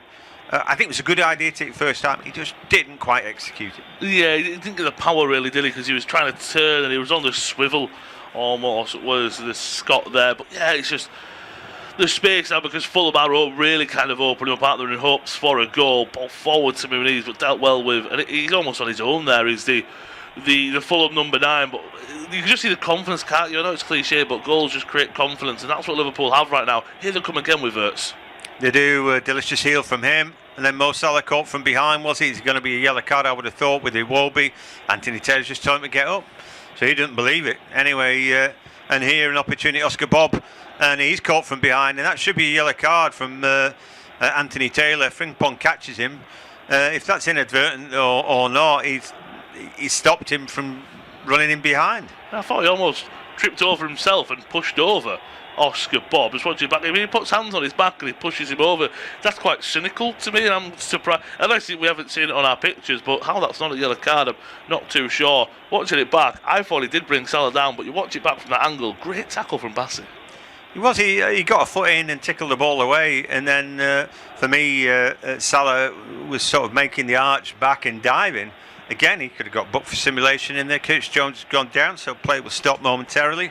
I want to see everybody, getting yellow carded and all that. But twice there's been simulation from Liverpool, and it's not been pulled up. They're the rules. If you try to cheat, then I think you deserve to get yellow carded. And as much as I'm loving Rio Ungamo, should have got a yellow card already today. Curtis Jones is shown us all the inside of his right thigh, and he's saying no. And I don't think he's going to be going forward. But it's right in front of half time, so you'd have thought that they'd try and sort him out now. They've got 15 more minutes to get into him, but if he can't, he can't. I wonder who they're going to bring in. Of course, you've got Gravenberch and McAllister, and it's a hell of a job to keep those two guys on the bench. They're going to show us the goals again. I don't mind that. Ungamo twists and turns and a right foot, right round the corner. Yeah, such a good goal. And then for the second goal, played his part in that, and then Salah round the corner, left foot shot. Just both very, very similar goals, aren't there? Not in terms of how it's scored, in terms of Ngamoa dribbled and beat Castagna, but the actual strikes. One's off the left-hand side, curling with the right boot, right in the corner. The other side, Salah on his left boot, on the right-hand side, curling effort. Great hits. Jones is back to his hit, but I think you're right. The manager's saying, we've got 2 minutes of stoppage time. I don't know if that includes maybe the minute we've been waiting for. Gravenberch looks like he's warming up, but you'd maybe even say, look, let's just get into half-time. Gravenberch, you go warm up for 15 minutes, get ready and make the sub then. Or they might be thinking, look, we don't want to be down to 10 men when Fulham could go get a goal. Well, into 2 minutes of stoppage time at the end of the half. The free kick comes in from Fulham, but dealt with. Then Salah trying to get there. Leno's shown a bit of pace to beat him to the ball, and then I think it's a good job done by Iwobi there. And then the ball back to the keeper. Leno plays it first time. Decent football from Fulham. There's always been a good pass inside. And now Berger out of his feet to Iwobi, and then to Robinson, who's a bit further up the field. Ball on his inside. King stabs it. it was a good idea, just not a good ball. He didn't take the pace off it. But anyway, Jones is on looking. I think he might have done a groin strain there, something like that. Something's not right. And Gravenberch ready to come on, but it'd be a silly thing to do. He's got his coat back on now. Yeah, get 15 minutes into him, he might be all right. I doubt it. But anyway, Liverpool 2, Fulham 0, and we're closing in on the end of the half. It's been a rip-roaring game of football, and Fulham have had their chances, but when they've had opportunities, they haven't tested Mamadashvili enough. The shots have more been straight at him, and the two shots that Leno was faced with, the shots that I don't think anybody could save. Maybe on a going day, Donnarumma might have clawed him out, but I doubt it. Anyway, Frimpong, a defensive header, ball goes out, ball comes back in, and it's booted up in the air. The referee will probably blow his whistle and say that's it. He's just allowing a few more seconds, thinking about it. It's Sander Berger's on the ball, and then Kastaniev, but he's forced to go backwards by Ungamoa. The referee blows his whistle, and that's it. It's half-time at Anfield. Liverpool 2, Fulham 0.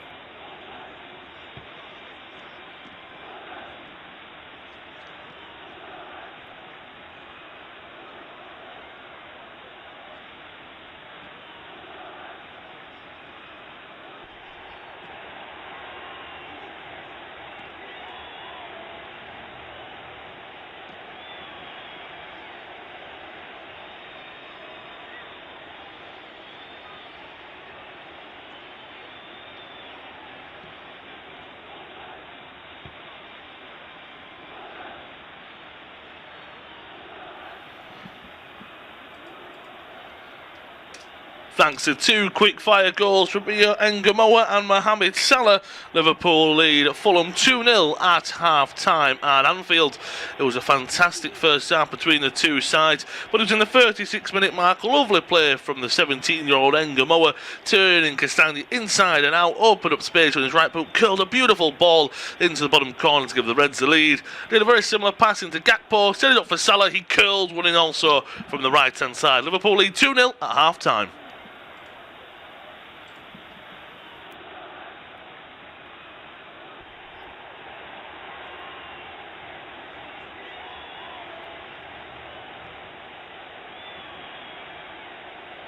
Thanks to two quick-fire goals from Rio Ngamoa and Mohamed Salah, Liverpool lead Fulham 2-0 at half-time at Anfield.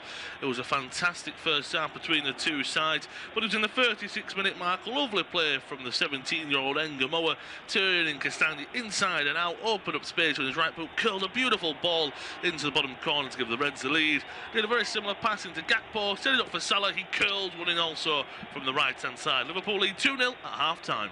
Thanks to two quick-fire goals from Rio Ngamoa and Mohamed Salah, Liverpool lead Fulham 2-0 at half-time at Anfield. It was a fantastic first half between the two sides, but it was in the 36-minute mark, a lovely play from the 17-year-old Ngamoa, turning Castagni inside and out, opened up space on his right boot, curled a beautiful ball into the bottom corner to give the Reds the lead.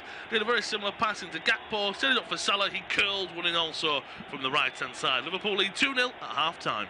Thanks to two quick-fire goals from Rio Ngamoa and Mohamed Salah, Liverpool lead Fulham 2-0 at half-time at Anfield.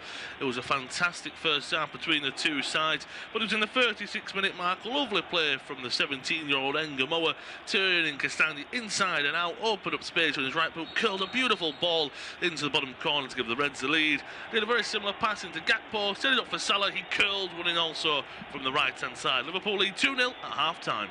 Thanks to two quick-fire goals from Rio Ngamoa and Mohamed Salah, Liverpool lead Fulham 2-0 at half-time at Anfield. It was a fantastic first half between the two sides, but it was in the 36-minute mark, a lovely play from the 17-year-old Ngamoa, turning Castagni inside and out, opened up space on his right boot, curled a beautiful ball into the bottom corner to give the Reds the lead. Did a very similar pass into Gakpo, set it up for Salah, he curled one in also from the right-hand side. Liverpool lead 2-0 at half-time. Thanks to two quick-fire goals from Mia Ngamoa and Mohamed Salah, Liverpool lead Fulham 2-0 at half-time at Anfield. It was a fantastic first half between the two sides, but it was in the 36-minute mark. Lovely play from the 17-year-old Ngamoa, turning Castagna inside and out, opened up space with his right foot, curled a beautiful ball into the bottom corner to give the Reds the lead. Did a very similar pass into Gakpo, set it up for Salah, he curled one in also from the right-hand side. Liverpool lead 2-0 at half-time. Thanks to two quick-fire goals from Mia Ngamoa and Mohamed Salah, Liverpool lead Fulham 2-0 at half-time at Anfield.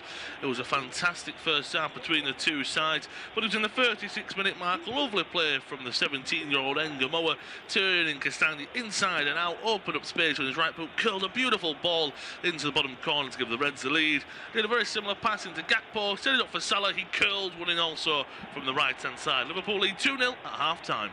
Thanks to two quick-fire goals from Mia Ngamoa and Mohamed Salah, Liverpool lead Fulham 2-0 at half-time at Anfield. It was a fantastic first half between the two sides, but it was in the 36-minute mark. Lovely play from the 17-year-old Ngamoa, turning Castagna inside and out, opened up space with his right foot, curled a beautiful ball into the bottom corner to give the Reds the lead. Did a very similar pass into Gakpo, set it up for Salah, he curled one in also from the right-hand side. Liverpool lead 2-0 at half-time. Thanks to two quick-fire goals from Mia Ngamoa and Mohamed Salah, Liverpool lead Fulham 2-0 at half-time at Anfield. It was a fantastic first half between the two sides, but it was in the 36-minute mark. Lovely play from the 17-year-old Ngamoa, turning Castagna inside and out, opened up space with his right foot, curled a beautiful ball into the bottom corner to give the Reds the lead. Did a very similar pass into Gakpo, set it up for Salah, he curled one in also from the right-hand side. Liverpool lead 2-0 at half-time. Thanks to two quick-fire goals from Mia Ngamoa and Mohamed Salah, Liverpool lead Fulham 2-0 at half-time at Anfield. It was a fantastic first half between the two sides, but it was in the 36-minute mark. Lovely play from the 17-year-old Ngamoa, turning Castagna inside and out, opened up space with his right foot, curled a beautiful ball into the bottom corner to give the Reds the lead. Did a very similar pass into Gakpo, set it up for Salah, he curled one in also from the right-hand side. Liverpool lead 2-0 at half-time. Thanks to two quick-fire goals from Mia Ngamoa and Mohamed Salah, Liverpool lead Fulham 2-0 at half-time at Anfield. It was a fantastic first half between the two sides, but it was in the 36-minute mark. Lovely play from the 17-year-old Ngamoa, turning Castagna inside and out, opened up space with his right foot, curled a beautiful ball into the bottom corner to give the Reds the lead. Did a very similar pass into Gakpo, set it up for Salah, he curled one in also from the right-hand side. Liverpool lead 2-0 at half-time. Thanks to two quick-fire goals from Mia Ngamoa and Mohamed Salah, Liverpool lead Fulham 2-0 at half-time at Anfield. It was a fantastic first half between the two sides, but it was in the 36-minute mark. Lovely play from the 17-year-old Ngamoa, turning Castagna inside and out, opened up space with his right foot, curled a beautiful ball into the bottom corner to give the Reds the lead. Did a very similar pass into Gakpo, set it up for Salah, he curled one in also from the right-hand side. Liverpool lead 2-0 at half-time. Thanks to two quick-fire goals from Mia Ngamoa and Mohamed Salah, Liverpool lead Fulham 2-0 at half-time at Anfield. It was a fantastic first half between the two sides, but it was in the 36-minute mark. Lovely play from the 17-year-old Ngamoa, turning Castagna inside and out, opened up space with his right foot, curled a beautiful ball into the bottom corner to give the Reds the lead. Did a very similar pass into Gakpo, set it up for Salah, he curled one in also from the right-hand side. Liverpool lead 2-0 at half-time. Thanks to two quick-fire goals from Mia Ngamoa and Mohamed Salah, Liverpool lead Fulham 2-0 at half-time at Anfield.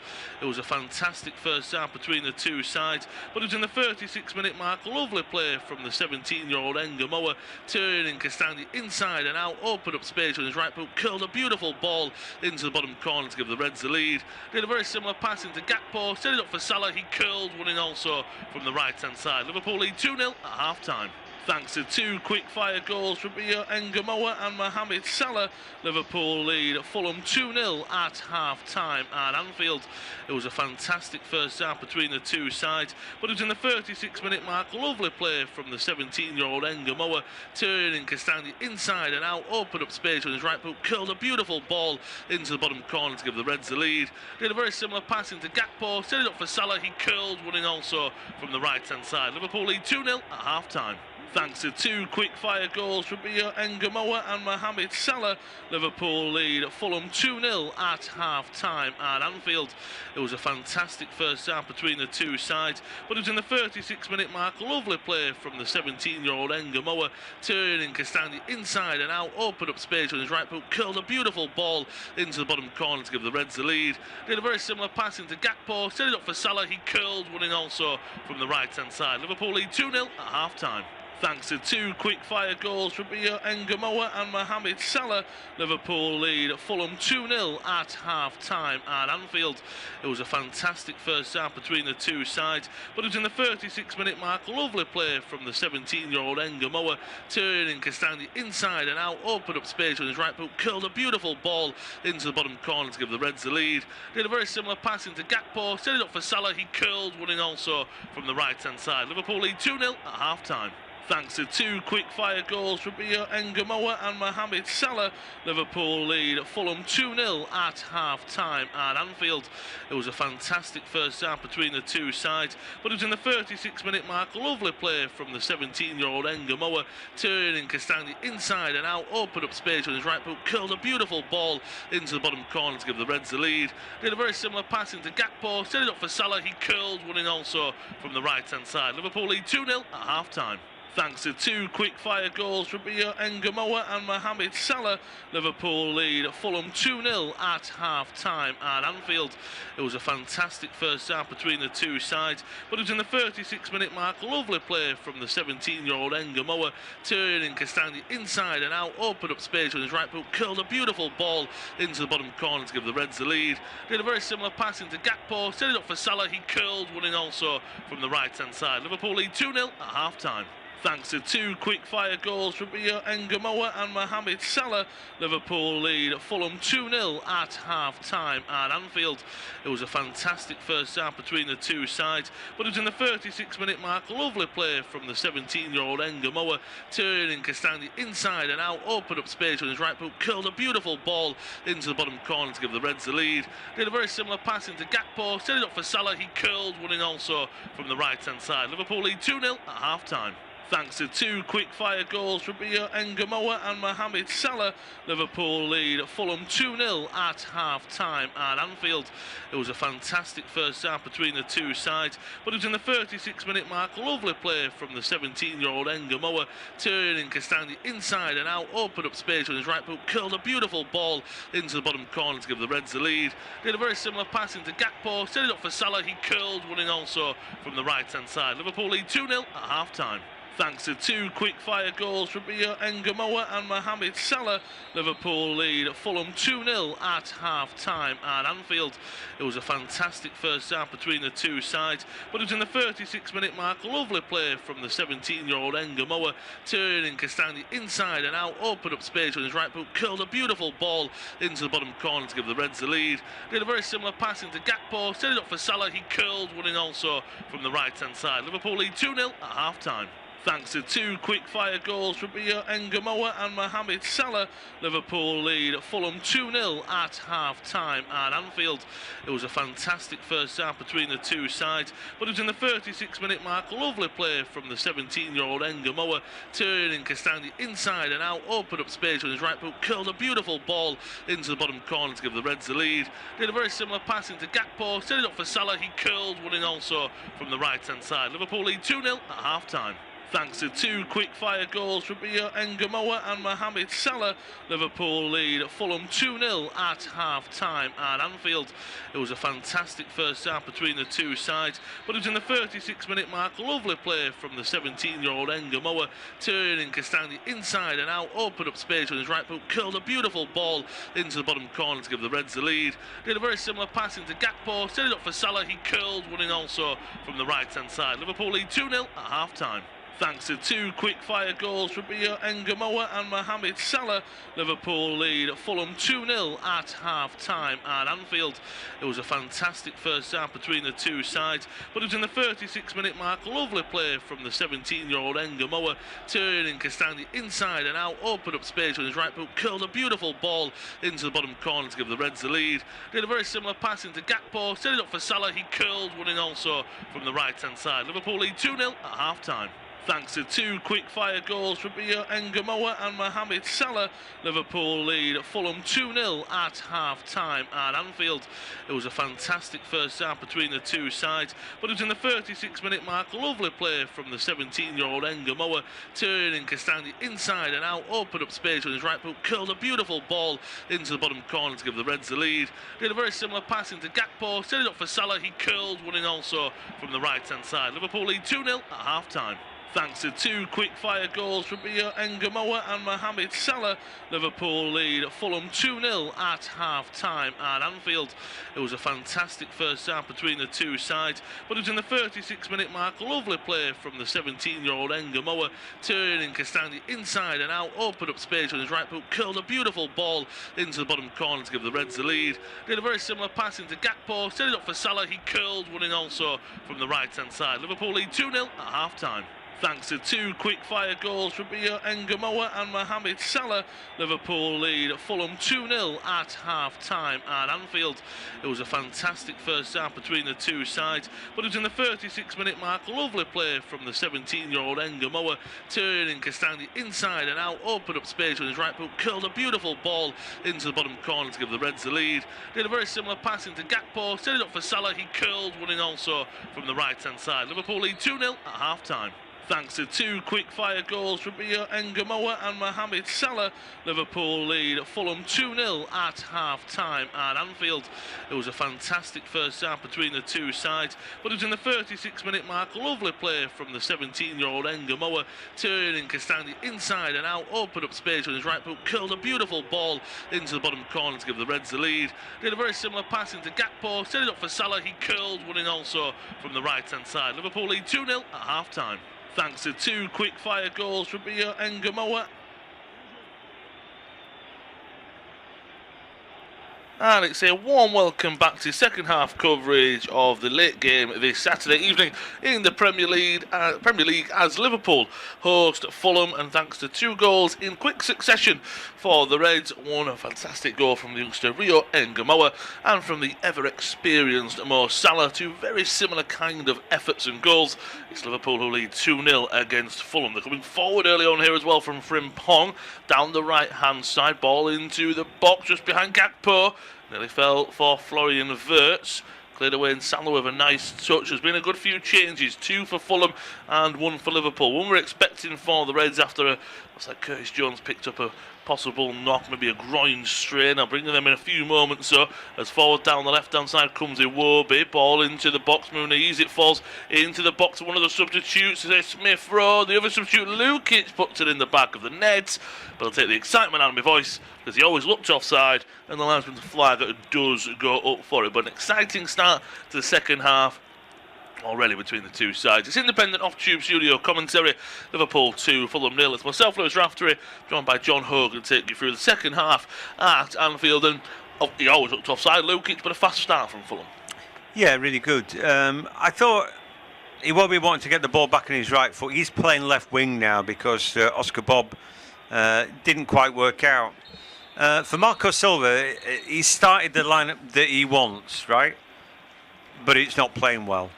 Josh King is 19, and he's not it yet.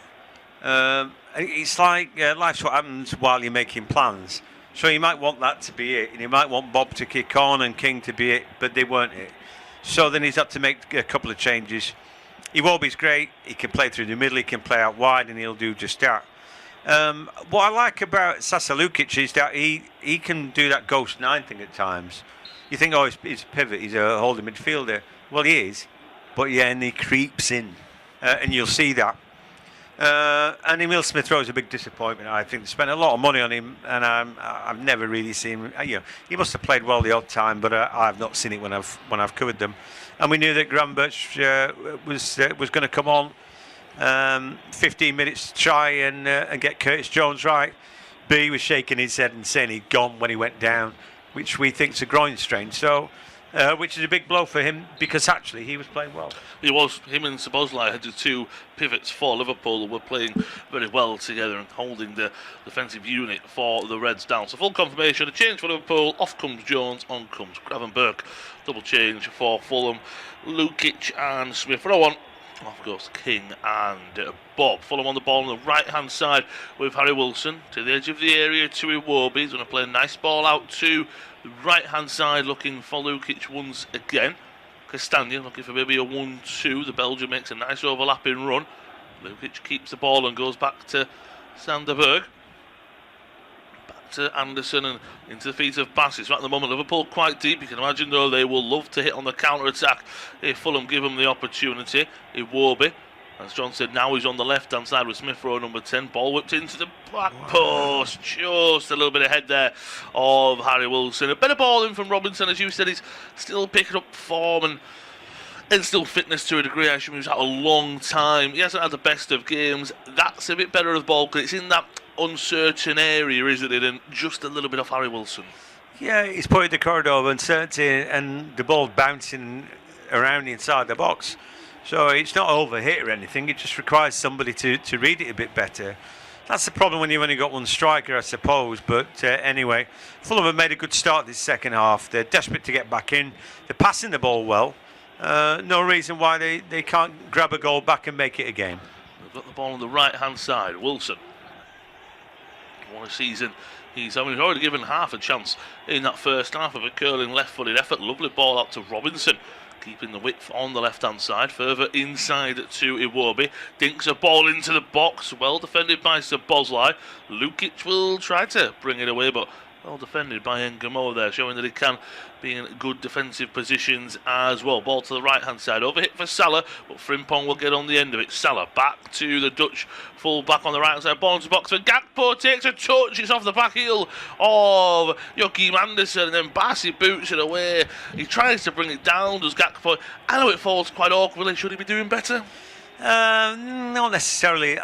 Sometimes you need a little bit of luck, don't you? I thought they played well off the cuff there, Liverpool, and Fulham scrambling. I don't think he could have done much more. And of course he gets lucky. Does Joachim Andersen with that little heel away from Gakpo? I don't think he's going to turn there, but I think it's a layoff for a shot on target. But anyway, good little move that.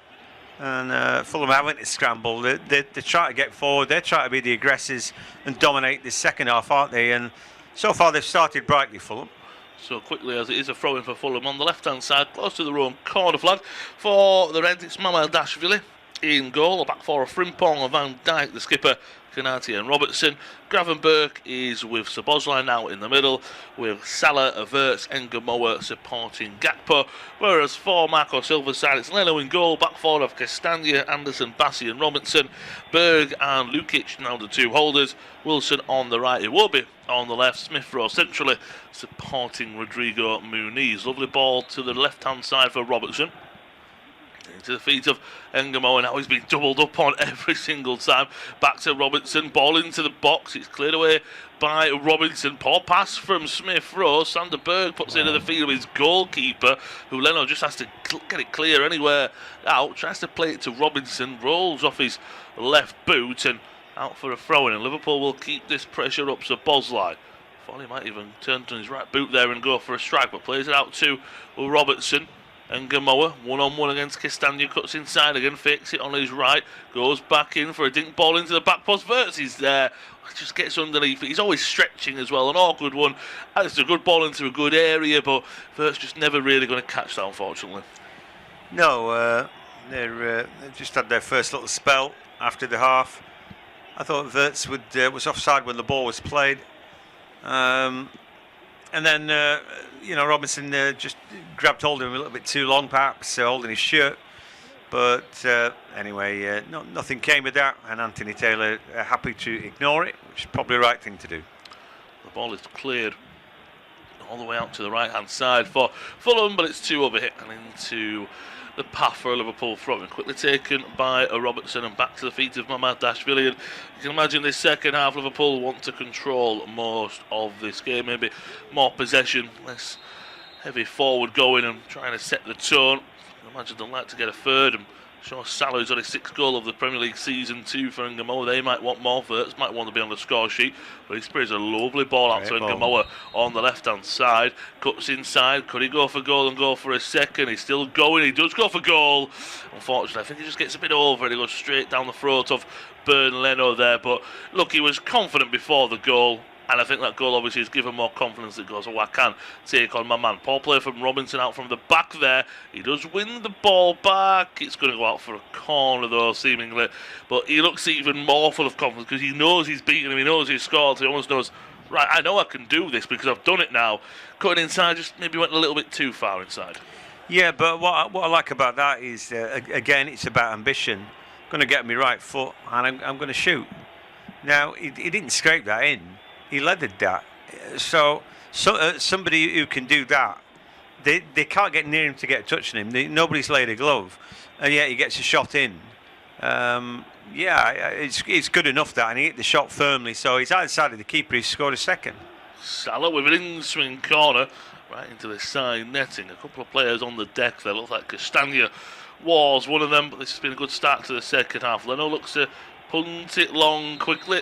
Too quickly. It's Paul Wilson was never going to get there. There might have even been a pause or a brought back in play. Maybe the ball was moving as Leno played it. There's a halt to the game. Has it just come? I think it is. I think maybe the ball was moving as Leno went to boot it, or maybe there was a player in the box. I'm not too sure. But goal kick once again for Fulham, and they're trying to play out from the back. Sander Berg, that's a heavy touch. Is he clipped there by Sir Bosley? Yes, no.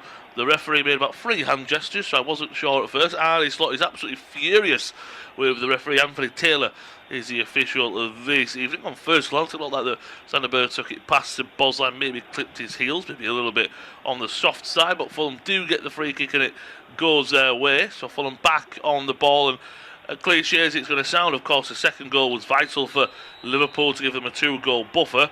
But the next goal, if Fulham go get it, I'm sure they'll feel full of opportunity and confidence that they can turn it around. If Liverpool go get a third, probably game over.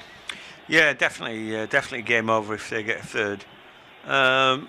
It's a funny scoreline 2-0. It's like he looks nice, doesn't it? Nice veneer on it. But as soon as the opposition get one back, then you're thinking, do we go for a third? Are we going to defend now? So Fulham are not out of the game. We said we thought they'd score today, and I sort of maintain that. I think they will. But it's all right, me saying it, they've got to go and do it. And here they're trying to get round the back. Frimpong does get round the back. Here's an opportunity. His cutback is no good. And that's been dealt with. Yeah, lovely run in behind. Has the beating of Robinson as well. There's a lovely little triangle play between Salah Verts, who sprayed the ball in behind for Frimpong. But again, it was a poor ball into the box, as John said, and cleared away by Fulham. But Liverpool, they are just hitting a bit of stride and a bit of confidence. I thought that Robertson did really well there. One, he's beaten in his challenge, right? So Frimpong's going to run round him, and Robinson is a man who trades on pace, right? What does he do? He doesn't lose his head or bring him down to do anything silly. He just accepts that and hopes that the ball's not going to be good or his team can defend, rather than get himself sent off, which I'd have thought some players there, their ego would have dictated that they would have lunged in. So I think he's done really well there to hold off and just allow himself to be beaten. Because we all know these players have got massive egos about them. Yeah, he's one of them as well. I think he's almost thought as well, possibly could I just breathe down his neck as well to let him know that I'm there, that, look, if you want to fake it, I'm still going to be one-on-one with you. Foul given there against Gakpo, I believe. Free kick for Fulham. Had a few early free kicks in this second half. Ball forward for Muniz. It's a free header, but not the one that finds his head the greatest. It's one in the middle by Verts, but then he drops it to the feet of Alex Iwobi down the left-hand side. Nice ball, Smith Rowe. Good tackle from behind there by Gravenberch. 2 subs at half-time, almost meeting together there. And Liverpool trying to play out from the back. Bosley switches the play to the left-hand side to Robertson. Scott has got acres to drive into. Further forward to Ngamoa. I think we all know where he wants to go and what he wants to do. Instead, 1-2 looking for Robertson. He gets a 1, doesn't get the 2. Cleared away by Robinson off the defender there by Robertson. Verts picks it up on the edge of the area. Out to Salah on the right hand side. Ball into the box for Verts. Tries to get it back to Liverpool's goal scorer of their second goal. And Fulham will, I say clear the lines. They're still playing out from the back. And foul there by Gakpo. And understandably, it is a free kick. Watching it back, about half-hearted shouts for a handball. I think it does hit his hand, but obviously, first of all, he's trying to move it away, and it's not in that quote-unquote unnatural position, I believe. Yeah, I'm not even sure. It might just have scraped off his finger end, but his hand's down. It's inside his body, Robinson. So, yeah, no case to answer there. Getting really stretched, isn't it, going end to end. It's a good watch, this one. It really is, and if we don't get more goals, I would be shocked for either side. I could see Liverpool scoring a few more. I could see Fulham scoring. Great play here from Sasa Lukic. Past a few Liverpool players. Ball into the box is deflected in and cleared away by Robertson. Only out for a throw-in, though, so will be a set-piece opportunity for Fulham. He spoke about Lukic getting in good positions, and he's already adding a bit more in terms of getting in the area, isn't he, as that defensive midfielder, but Sander Berg's the one who's going to sit. He's going to get further forward and help out these forward line. Looks like it will be another long throw by Castagna. There's no one short or near. They'll just pop up into our broadcast pictures on the right hand side. I just have Lukic does the Belgian fullback. The referee is still not happy with something. Ball comes in, it's flicked on into a dangerous area, but can never really get a hold of it there. Could Liverpool, and it's punted away by that point. It was on the left hand side. Now Fulham have it back. Sander Berg again, they responded well, I do believe, in this second half. Robertson going back to Iwobi on the left hand side, edge of the area. Sander Berg loses it. Lukic wins it back, and it's very scrappy. Sander Berg might go for goal here. He does. It's blocked away. As I say, in the middle of the field between both teams, there is no room, and very scrappy between the two. Yeah, exactly that. They can't find Muniz, can they, today, Fulham? That's their problem. They brought Smith Rowe on. I'm just not convinced by him. I don't think he's done well since he's come on. He doesn't defend particularly well. I don't know how quick he is. And then they're a passing team. I'm not even sure he's the best passer of the ball in that side, so I don't really know what they bought. He needs to get involved, put it like that. So I'll be hoping for his sake that he can do something, because so far it's been a bit disappointing. That's was good defending from Frimpong, but he will be kept his eye on the prize there and kept hold of it. Ball for Lukic inside the penalty area, back to Robinson. Poor delivery in there from the corner. Trickles out for a corner, I should say. Poor ball from the left-hand side. Van Dijk has to deal with it. Just over an hour played at Anfield. It's a Red 2 lead. It's Liverpool 2, Fulham 0. 2 goals in quick fire status. First of all from Miran Gamo. What a goal from the young 17-year-old. And then Salah less than 5 minutes later. Ball into the back. Sticks miss absolutely everyone. And bit of a waste of a corner there. Well, exactly that. Wilson going short. They didn't need short, really. Lukic played him the ball just because he could. But they might as well have put the first ball in. Anyway, it is what it is. If they had their time again, they'd do something else. They remain unconvincing with their set pieces so far today. Liverpool still 2-0 to the good, and we're still watching Ngamo play well, but this time he's dispossessed. Yes, it's good play by Sander Berg in the middle. Plays a nice ball out to the left hand side to Iwobi to latch onto. Back to Sander Berg. Even further back to Robinson, trying to really move Liverpool around the pitch at the moment. Back to Anderson. Fought by the ball over to Castagna. Fizzes a poor ball into the box and out for a corner. They haven't made their corners count for Fulham, but again with the players they have on the field, doing it past him, just putting a good delivery in and making it simple for themselves. Yeah, again, Liverpool, they're defending really poorly. Some of the players don't go. They don't know who to cover. They should have got round the back there, Fulham, and it was a terrible ball backwards when it should have been a ball forwards for Castagna on the overlap, and he would have been at the byline. But they've got a corner. Will be an in-swinger. A free header is there, and it's off the surface. Rodrigo Muniz, I could not believe how free he was. He's battling free as a bird. It's spot on there. He just picks a run from the back post.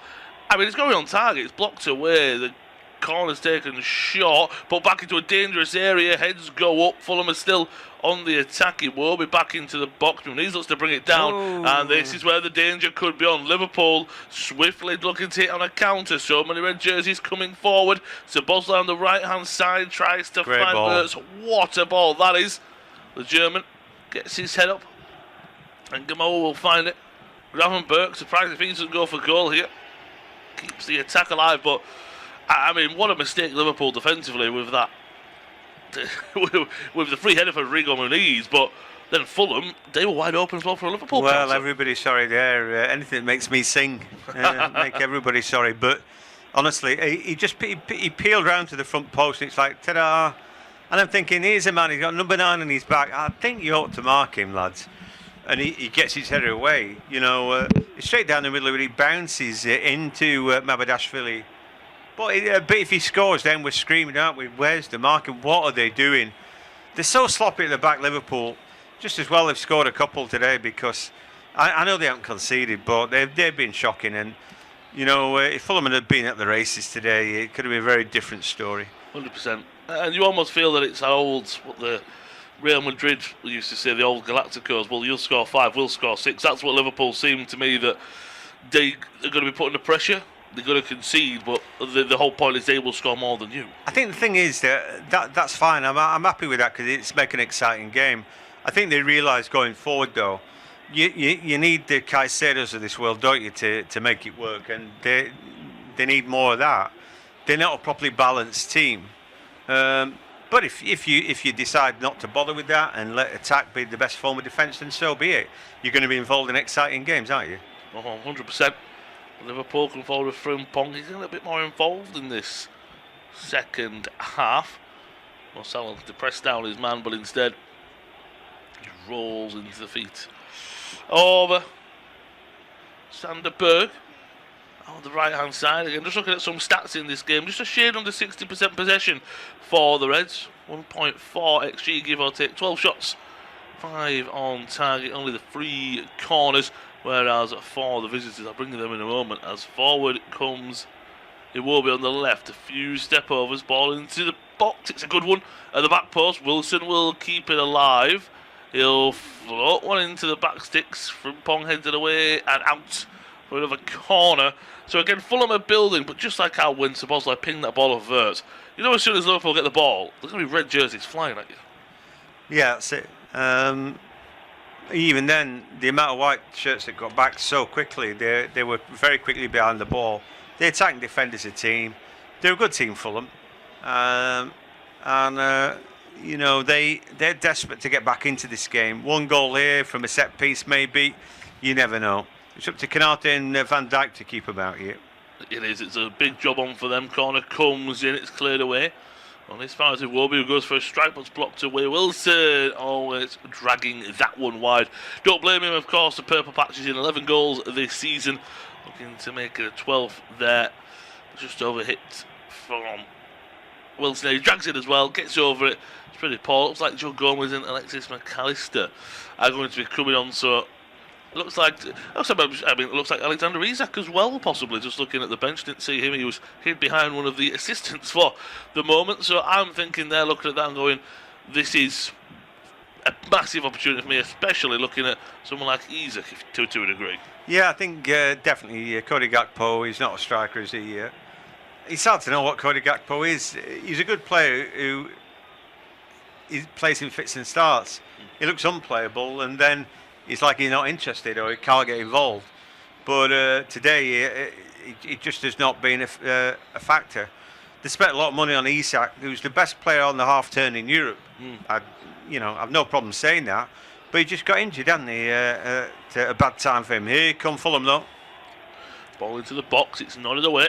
On his fouls on the right-hand side, Iwobi, who will swing that ball back into the box. Heads go up, header goes on target.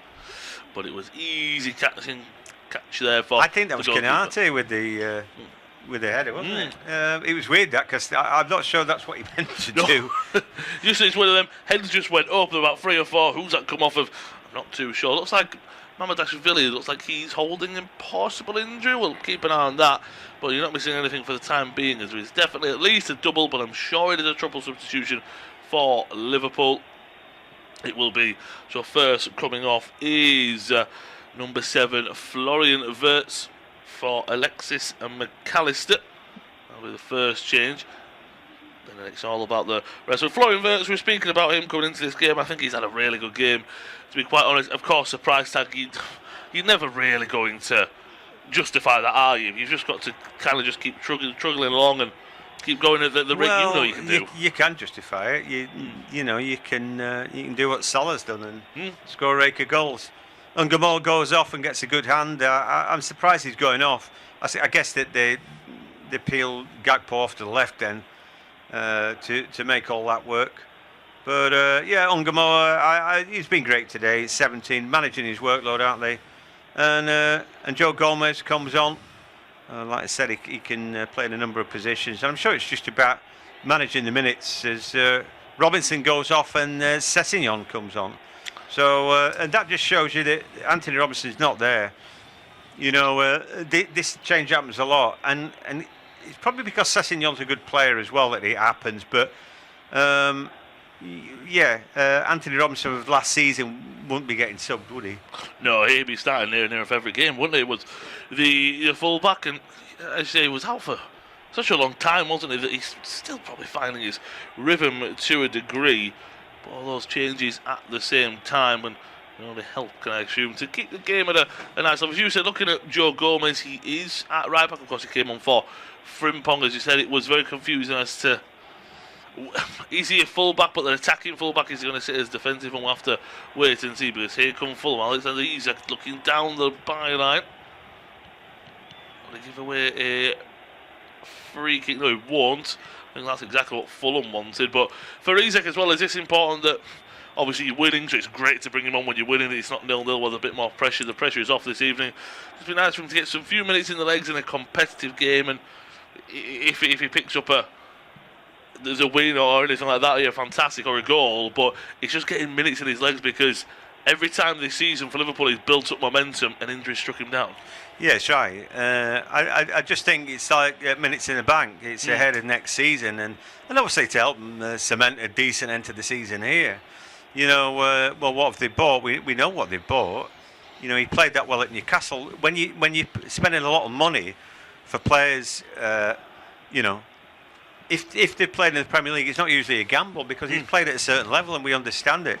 You know, the Wirtz was a bigger gamble. They just got unlucky with his injuries, didn't they, Isak? And of course, I think maybe Karma both hitting him and Visser both at the same time.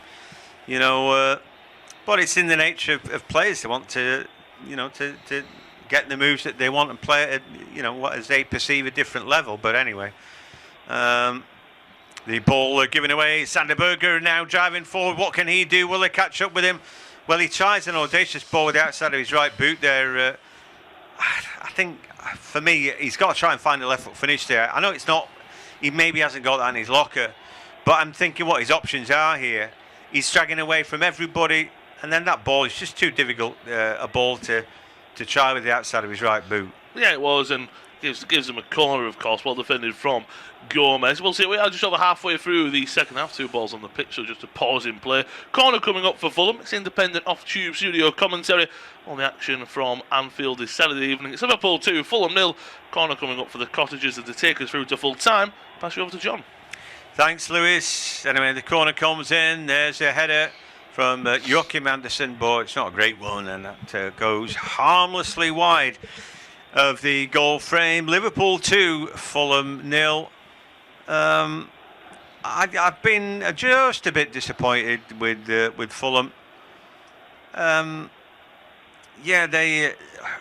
I think they've pretty much got all their players out there. The fit players, you know. So more or less everybody to choose from. Jimenez on the bench today. They might decide to call it quits with Muniz at a certain point, as Salah, who great through ball from him. Here's an opportunity for Gakpo. Can he take it? Shot comes in. It's a good block. So good defending there. I think if Gakpo drills that in, and he's got that in his locker to do that, maybe be happier playing that inside left role now. What a ball from Salah as well, and gives him a great chance here to score. Credit Castagna with the block. Yeah, I think he's had a good game. It was just unfortunate where Engamoa twisted him left, right, here, there and everywhere. Apart from that, he's actually had a pretty good game, hasn't he? But I think you're right about Gakpo. He'll be happier on that left-hand side, cutting inside. That's where he wants to be. Corner coming up the Foster post line in search of a third for the Reds. Yeah, they've got plenty of height about them. Gomez in the mix now as well as the ball comes in. Muniz heads well near post. Gravenberch wins it back. Szoboszlai off his chest, another chance to sling it in the mixer, but the referee spotted something and the flag had gone up, so that's the end of that. 73 minutes gone then. And you sort of get a sense that if Fulham do want it back and make a game of it, that goal needs to happen fairly soon.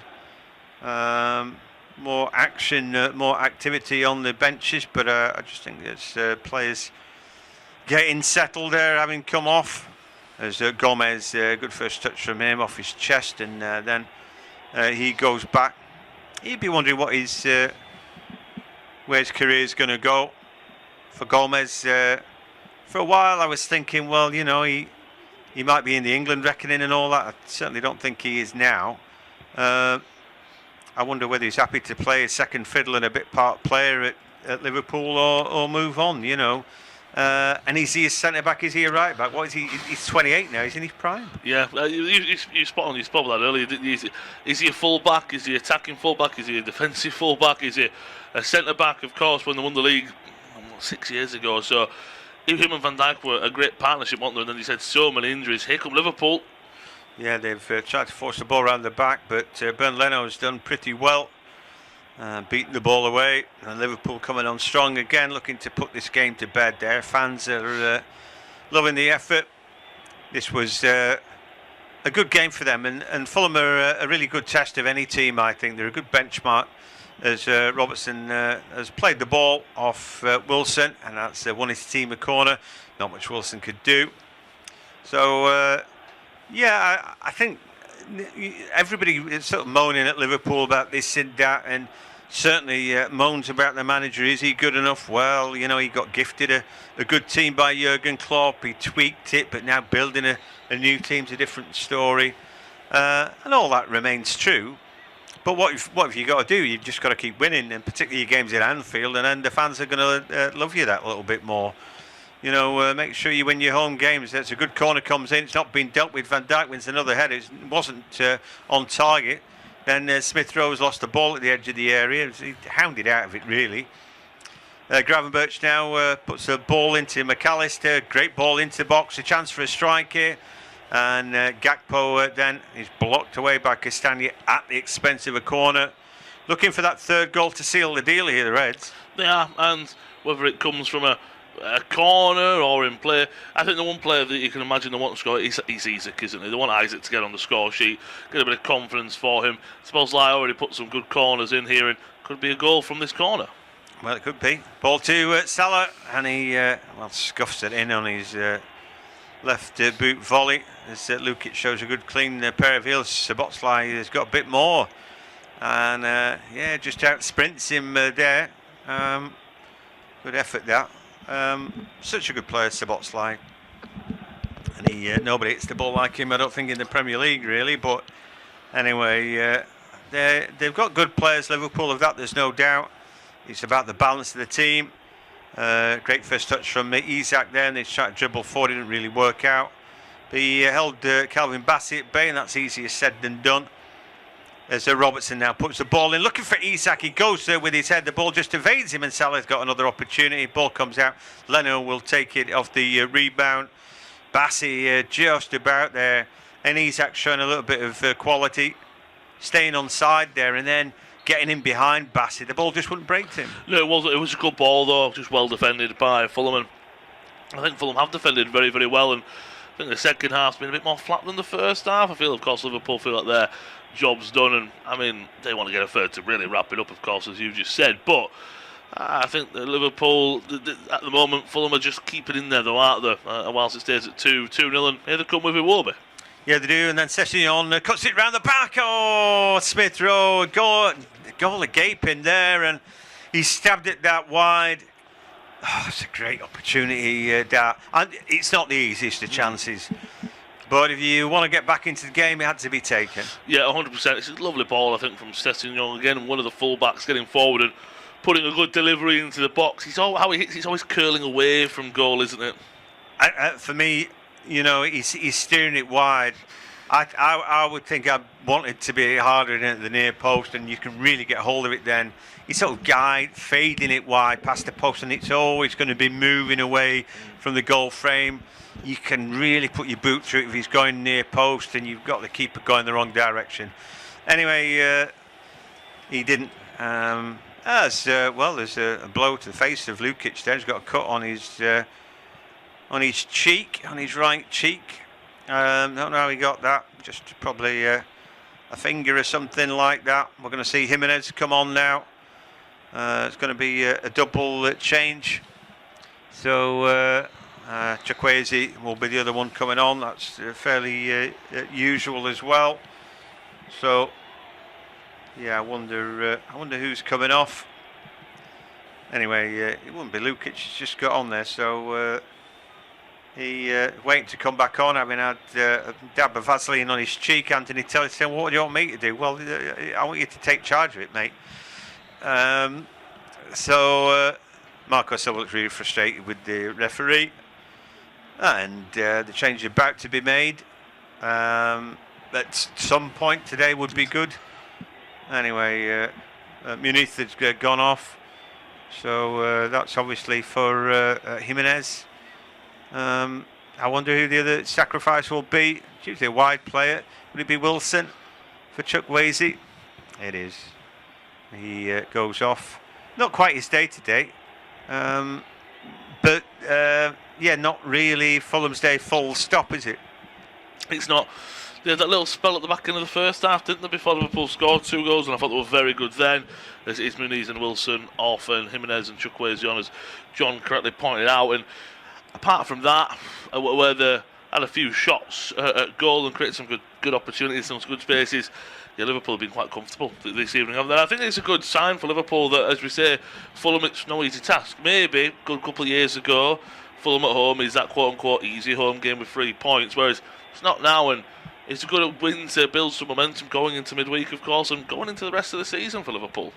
Yeah, well, nothing succeeds like success, they say, and for Liverpool, they've just got to keep remembering who they are, wearing those red shirts, the famous red shirts, for a famous team. As here they go again. It's a great ball to Gakpo, puts the ball across.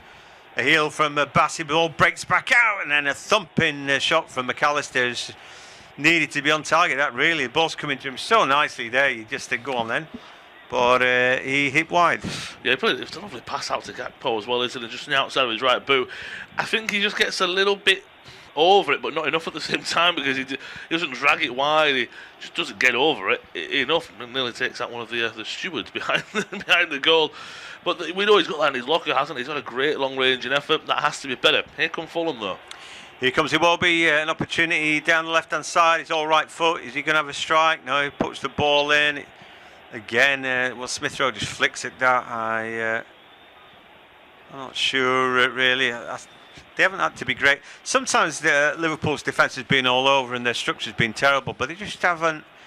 Fulham just haven't had the quality to take advantage of that. No, and we spoke about, they're going to get chances, they're going to get this and that, and I think another team with a more dangerous attack would have taken advantage of Liverpool tonight with how open they've been. And give credit to Arne Slot, he's starting to put a good performance forward, but when they have it on the counter, there were just sometimes where I don't know if it's a bit of lost confidence. I'm really not sure, because I thought Fulham would really give them I think they gave them a decent game, but a much better game than they have done tonight. I mean, we thought they'd get a few goals, and at the moment, Liverpool are keeping a clean sheet.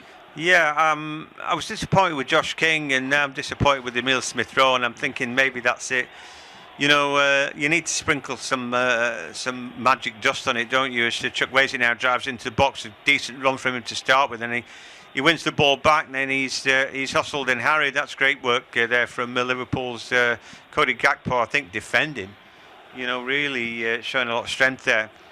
But the difference is you're looking at loads of Liverpool players who've got that magic bit of whatever.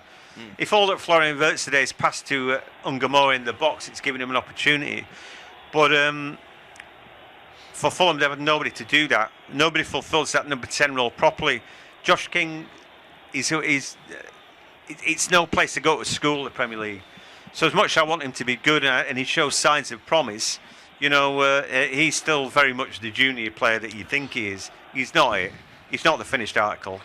I think sometimes you can have somebody like Ungamore in a team who's not playing in that pivotal role. If you put, if a winger pops in with a goal, great, and we know that he's got a lot of energy and all that, and he brings all that, and that's fine. If you're in a pivotal role like Josh King, and lots of things revolve around you, when you're not quite working out, it's so dead obvious, really, Oh, 100%. And again, going away to Anfield, it's always going to be a hard ask, isn't it, to play that role? Whereas, again, first of all, you said you're right with Ngamo, it's a winger, isn't it? Just go out there. If you make mistakes, just learn from them and grow into the game. And I think he really did that. Whereas, I'm not sitting here saying, but if you were to say Josh King started at home against Wolves, that's maybe an easier task for him to grow into the game and grow as a footballer instead of, right, we're going to start you. Oh, great. Yeah, it's away to Liverpool when they're looking to bounce back from a defeat in the Champions League. It's a really hard stage to come onto.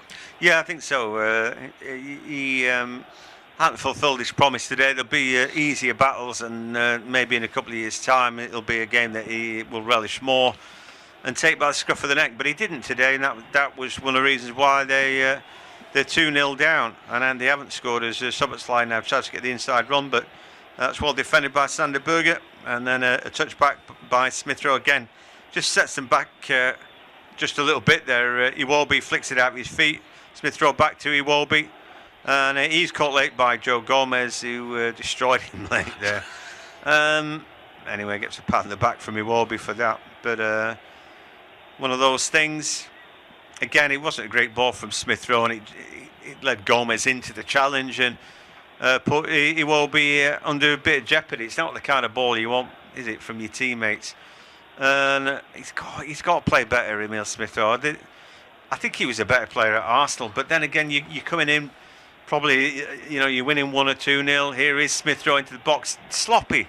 His sloppy touch. I'm bored of having a go at him now, but he's got to play better if he anyway, Sander Berge into the box now, drops his shoulder. He's looking for a cutback. They don't get any degree of luck with that, and then Salah looking to clear his lines, but he's played his team into a bit of trouble here. Chukwueze on the half turn, then slips. Oh, then the ball goes backwards again. Jimenez can't win it. Like a catalogue of disasters now. Salah now trying to get on the ball. Lukic, really good defending from him. Toen's the ball. And then the only thing that Iwobi could do was smash the ball back. And again to Smith Rowe on the half turn, now driving forward. This is better from him. It's a good ball to Iwobi, is it? Yeah, just about. And he now puts a ball into the box, just flicks off the head there of Chukwueze. Then Jimenez attempts to strike left-footed, not his strong suit. Not a great clearance from Gravenberch. Now Chukwueze with the strike, it breaks again. Another shot comes in, and it's gone just wide there. Jimenez, good right foot, not such a good left foot. Wasn't a bad hit though. No, it wasn't, and that's a striker. Just I think for example, he just took the shot there, didn't he? Was blocked away. It's just a striker, I think, going for a shot at goal, falls for him, and he's thinking, "Oh, could I catch the keeper out of the front post?" It's always dragging and curling wide, isn't it? And I think if it was on target, I think Mamadashvili probably has it covered. But on his right, you back him a little bit more there. You're right on his left. Even his movements didn't look as you would expect Jimenez there. No, he just tried to get his shape right there, and then ended up dragging the ball wide. But you're a striker, you're going to have a lash at the ball when it breaks to you like that. So, I think we steered him wrong today. We said both teams would score, but not for the first time. We've left the punt the shot. But listen, it's been a skinner of a weekend. I mean, how many people lost money off Coventry and Arsenal the early games? Yeah. So a lot of coupons are in the bin, even before the 3 o'clocks today. Anyway, here is Iwobi at the byline. Knocks the ball back. Sessegnon across. It's just overhit, really. Too much adrenaline. And then Robertson flies out into Castagna. And Then he gives dogs abuse to the assistant referee. Fulham have it then, a chance to load up the box. Castagna, can he find a ball in? He's got too many around him to do that. Chukwueze now puts the ball in, too close to keeper. It's a really poor ball, that. Waste of time, really. And then the ball bowled out to Szoboszlai. And then a good sliding effort from Joachim Andersen. He's played better today. And then they've given the ball away again. And Gomez, he can just turn and drive away from his would-be marker. Put Salah under pressure. That's great stuff from him. Beating Sessegnon all ends up. He tries to get back to him and then tries to thread the eye of a needle. Salah's an ace away from putting his man in there. Yeah, close but no cigar. 88 minutes on the clock. Time running out. Sessegnon now driving forward quite central. Finds Iwobi. Chance to take on Gomez and take him into the box. He stops. Finds a ball for Chukwueze. Looking for a give and go inside the area. Shot blocked away by Van Dijk. Having an easier game, I would have said, today. And both him and Kanate did a little bit better against Muniz this time around. Anyway, still Fulham passing the ball, trying to find a way back into the game.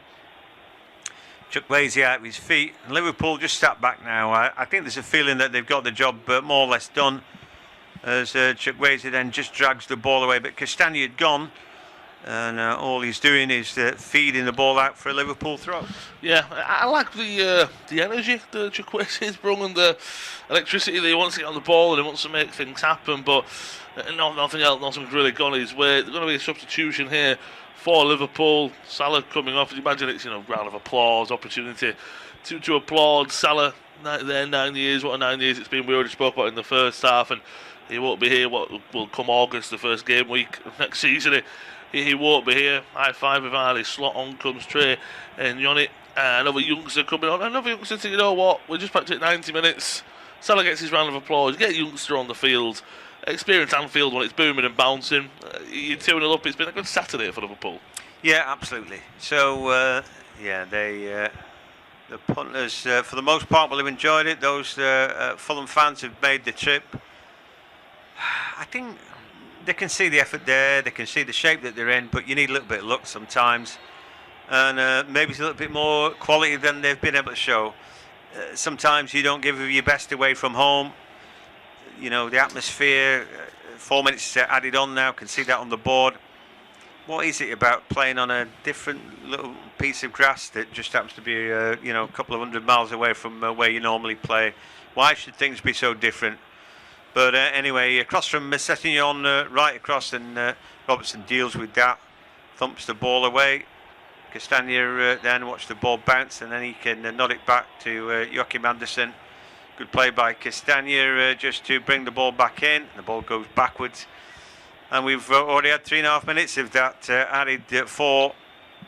So I think it's been a good game to watch. There's been real Premier League intensity, hasn't there? And Liverpool really brought it. They brought the heat first half.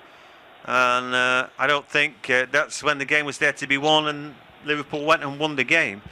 Everything that's happened to that is pretty much secondary. Fulham win a corner kick. They kept on going, Fulham, but just hasn't seemingly been their night. They haven't found that bit of magic. And they haven't really tested Mamardashvili too much. Liverpool then will be creeping closer to Aston Villa in 4th position in the Premier League table. Just be 2 points off them. 4 points clear of Chelsea. As the ball comes in from the corner, dealt with by the man at the near post. Manchester United are 3rd in the table, aren't they? But they've got no chance of getting any points on the Monday Night Football against the mighty Leeds United. So, or something like that. Anyway, what a few people in the office have said as well. I think there's something going around with that. It's like a virus, yeah. Anyway, here's an opportunity. Again, Smith Rowe trying to find Iwobi in the box.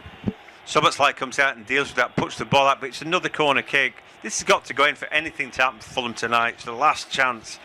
And even then, it's a tall order. Grab one and get another, get your point and leave. Right then, let's see how you get on. This one's got to go in then. So last hurrah, really. 92 minutes on the clock. A goal this minute, a goal the next minute. Lukic bought the far post to nobody in particular in the Subots. A player's gone down there. Looks like he's really hurt. Joachim Andersen, don't know what happened to him, but feeling his left boot, like he got trod on or something. And Van Dijk saying, "You what? Nothing." Well, I don't know why he'd go down. Gravenberch wants to pick him up, but let's take a look at it and see what happened to him. It's unwitting stuff, that, really. Yeah, watching it, I don't think he touches him, really, does he? And I think he did. I think he just treads on his toes, Gravenberch, but I don't think he was meant. Ball bouncing into the box. Here's an opportunity. Ball bounces through the box. They win 2 headers there, but the ball goes even further away. They might have as well been defending there. And the ball comes out, and it just ends up off the shin of Iwobi and out for a Liverpool throw. And there's Rio Ungamoa, our man of the match, I'm sure. Everybody's man of the match. I was looking forward to seeing him, and he didn't let us down, did he? No, he was fantastic, wasn't he? And as you pointed out really early on, he's just direct, isn't he? He's got that youthful exuberance. He'll run at his man. He don't care. He'll get beaten. Castagna got the ball back. He'll go at him again. He'll cut left. He'll cut right. He's an absolute menace. And he got the first goal. He won't get the assist for the second, but it was his ball into the box that really created all the chaos for Salah's goal.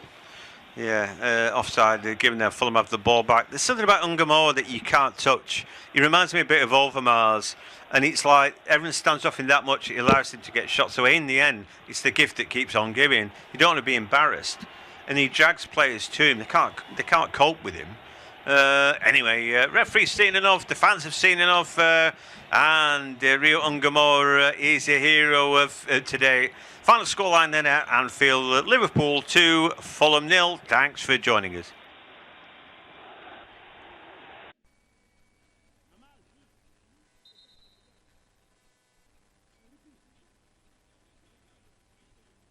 Our next football commentary match is getting ever nearer, so why not take the opportunity of having a bet on the match? Whether you're interested in betting on the match result, the first player to score, the last scorer, correct score, double result, total goals market, handicap betting, or any other of our exciting market, it's fun to be involved.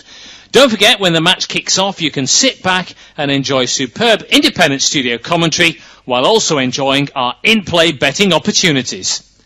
Good luck.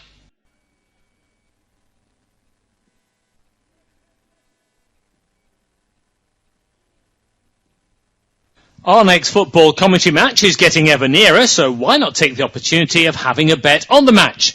Whether you're interested in betting on the match result, the first player to score, the last scorer, correct score, double result, total goals market, handicap betting, or any other of our exciting market, it's fun to be involved. Don't forget, when the match kicks off, you can sit back and enjoy superb independent studio commentary while also enjoying our in-play betting opportunities. Good luck.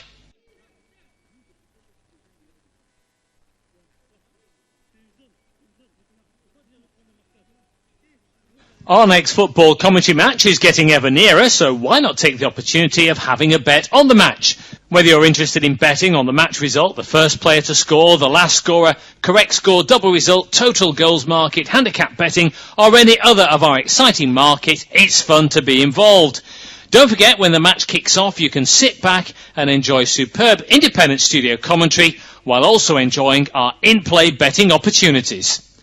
Good luck.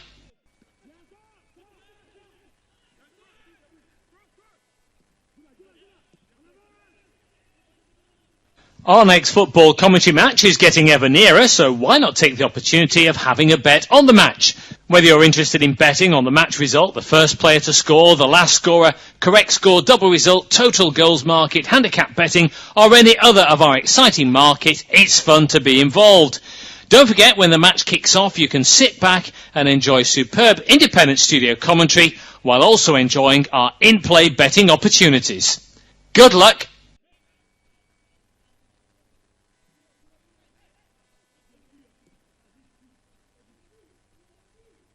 Our next football commentary match is getting ever nearer, so why not take the opportunity of having a bet on the match?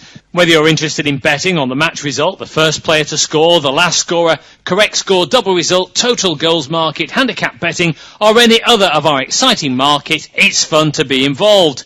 Don't forget, when the match kicks off, you can sit back and enjoy superb independent studio commentary while also enjoying our in-play betting opportunities. Good luck!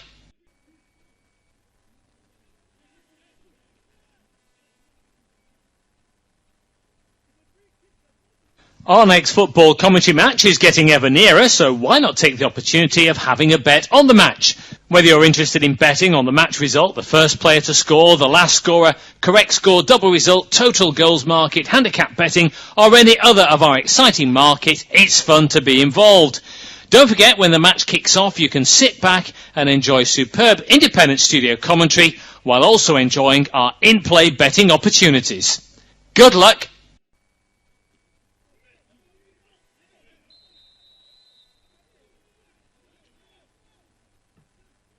Our next football commentary match is getting ever nearer, so why not take the opportunity of having a bet on the match?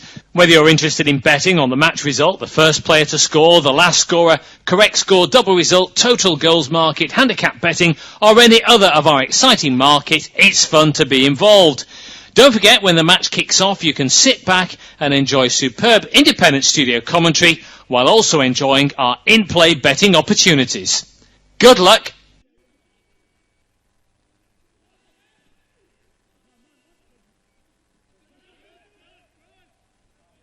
Our next football commentary match is getting ever nearer, so why not take the opportunity of having a bet on the match? Whether you're interested in betting on the match result, the first player to score, the last scorer, correct score, double result, total goals market, handicap betting, or any other of our exciting markets, it's fun to be involved. Don't forget, when the match kicks off, you can sit back and enjoy superb independent studio commentary while also enjoying our in-play betting opportunities. Good luck!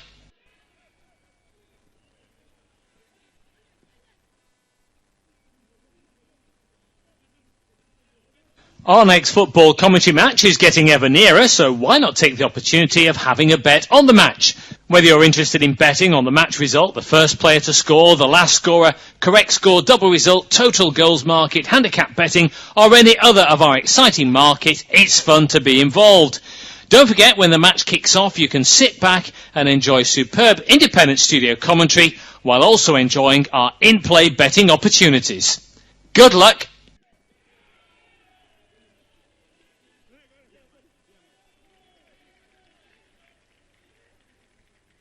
Our next football commentary match is getting ever nearer, so why not take the opportunity of having a bet on the match? Whether you're interested in betting on the match result, the first player to score, the last scorer, correct score, double result, total goals market, handicap betting, or any other of our exciting markets, it's fun to be involved. Don't forget, when the match kicks off, you can sit back and enjoy superb independent studio commentary while also enjoying our in-play betting opportunities. Good luck!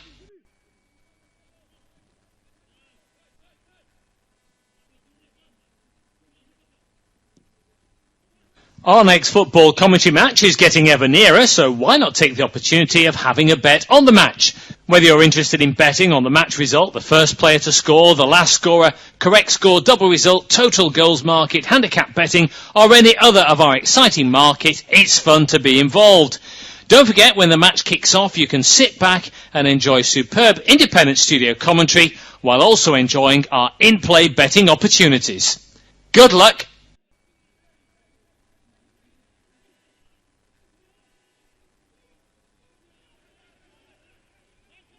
Our next football commentary match is getting ever